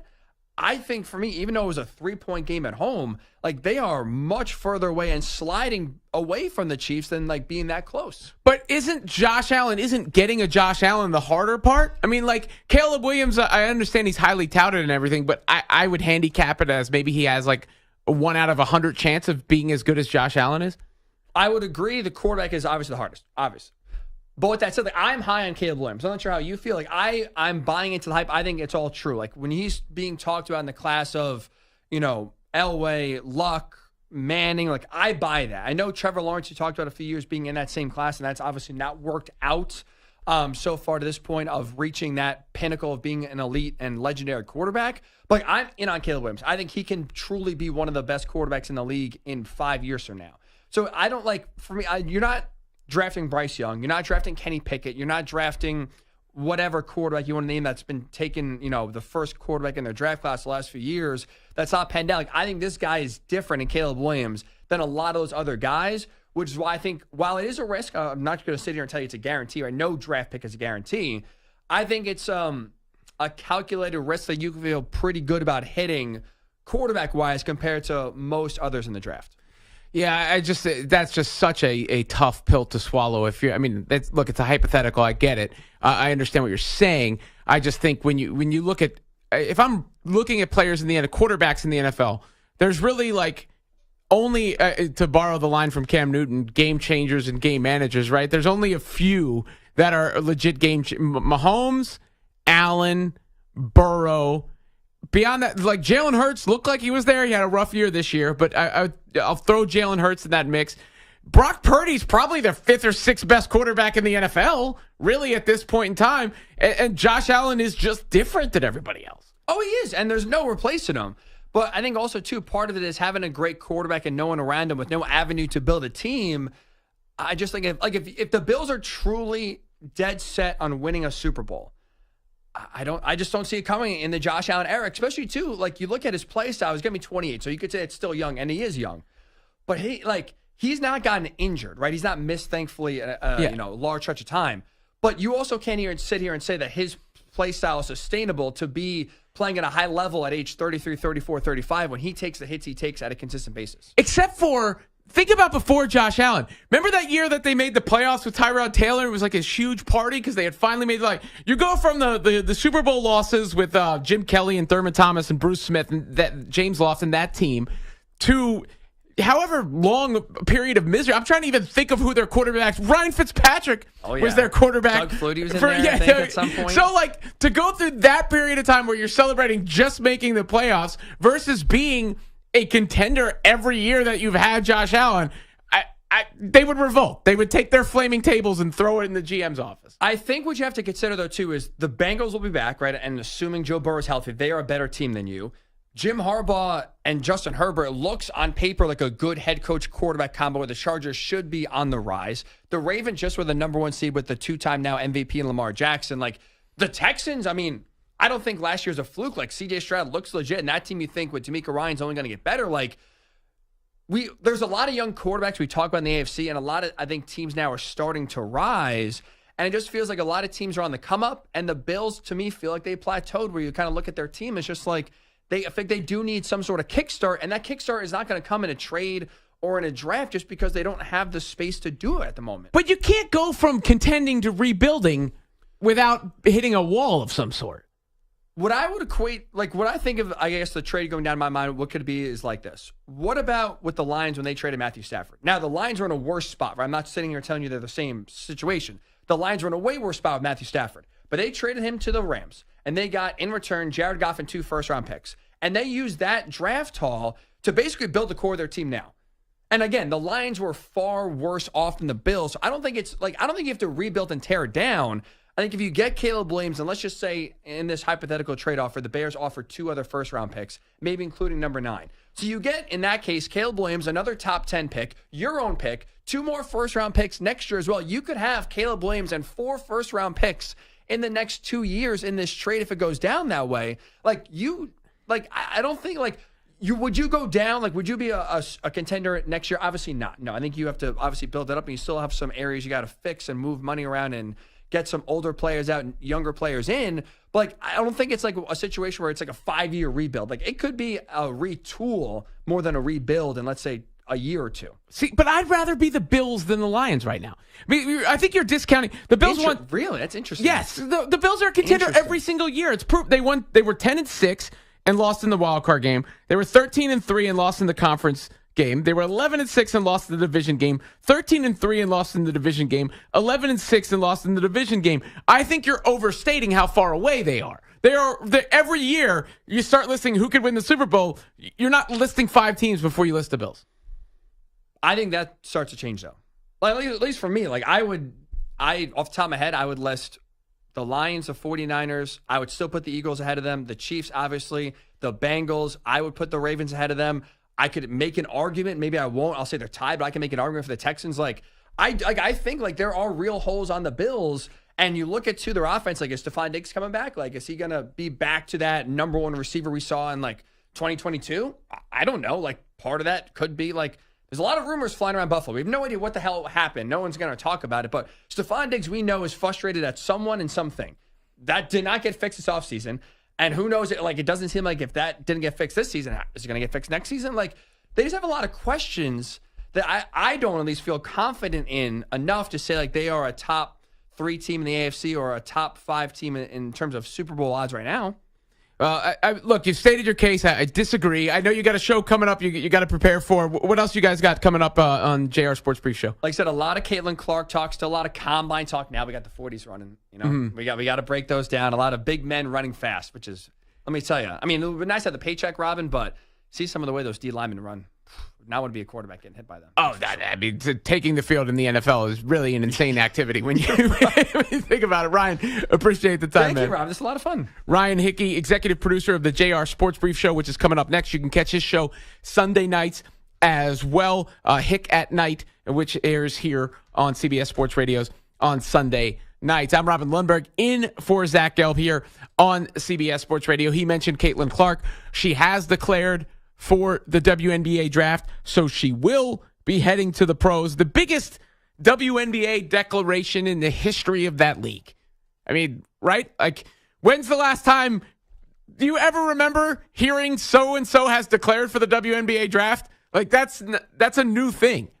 Caitlin Clark declaring for the WNBA draft, the biggest story in sports at the moment. And, of course, there was what LeBron James did last night, coming back from 19 down against the Clippers. I have the highlights up in front of me. I mean, that's one of those games where, if I'm being frank, I had to see today because I saw it last night and I just assumed that was it. I mean, the Lakers haven't been that great this year to expect some sort of comeback from a deficit like that. Now, there's no such thing as a lead in the NBA today, considering how fast these teams can come back, considering the proliferation of the three-point shot. But, you know, as we talk about greatness and Caitlin Clark and the impact she could have on the WNBA, I know it's, you know, it feels like he's going to be here forever, LeBron, because he basically has been. I mean, 21 seasons in the NBA. That is wild to think about and still going strong. But he ain't going to be here forever. I mean, he's essentially in the fourth quarter of his career. But the fourth quarter is when LeBron's the strongest, contrary to a narrative that once existed. Remember the, whole LeBron ain't clutch? Probably the stupidest narrative in the history of sports when you look at what he's actually done and accomplished in the data. But the caller, we looked up the Peacock data, and almost 2 million people watching Caitlin Clark's game on Peacock. LeBron has more game winners and buzzer beaters and playoff wins and every sort of measurement that you can look at. And he's also the all-time leading scorer in points per game in the fourth quarter in NBA history.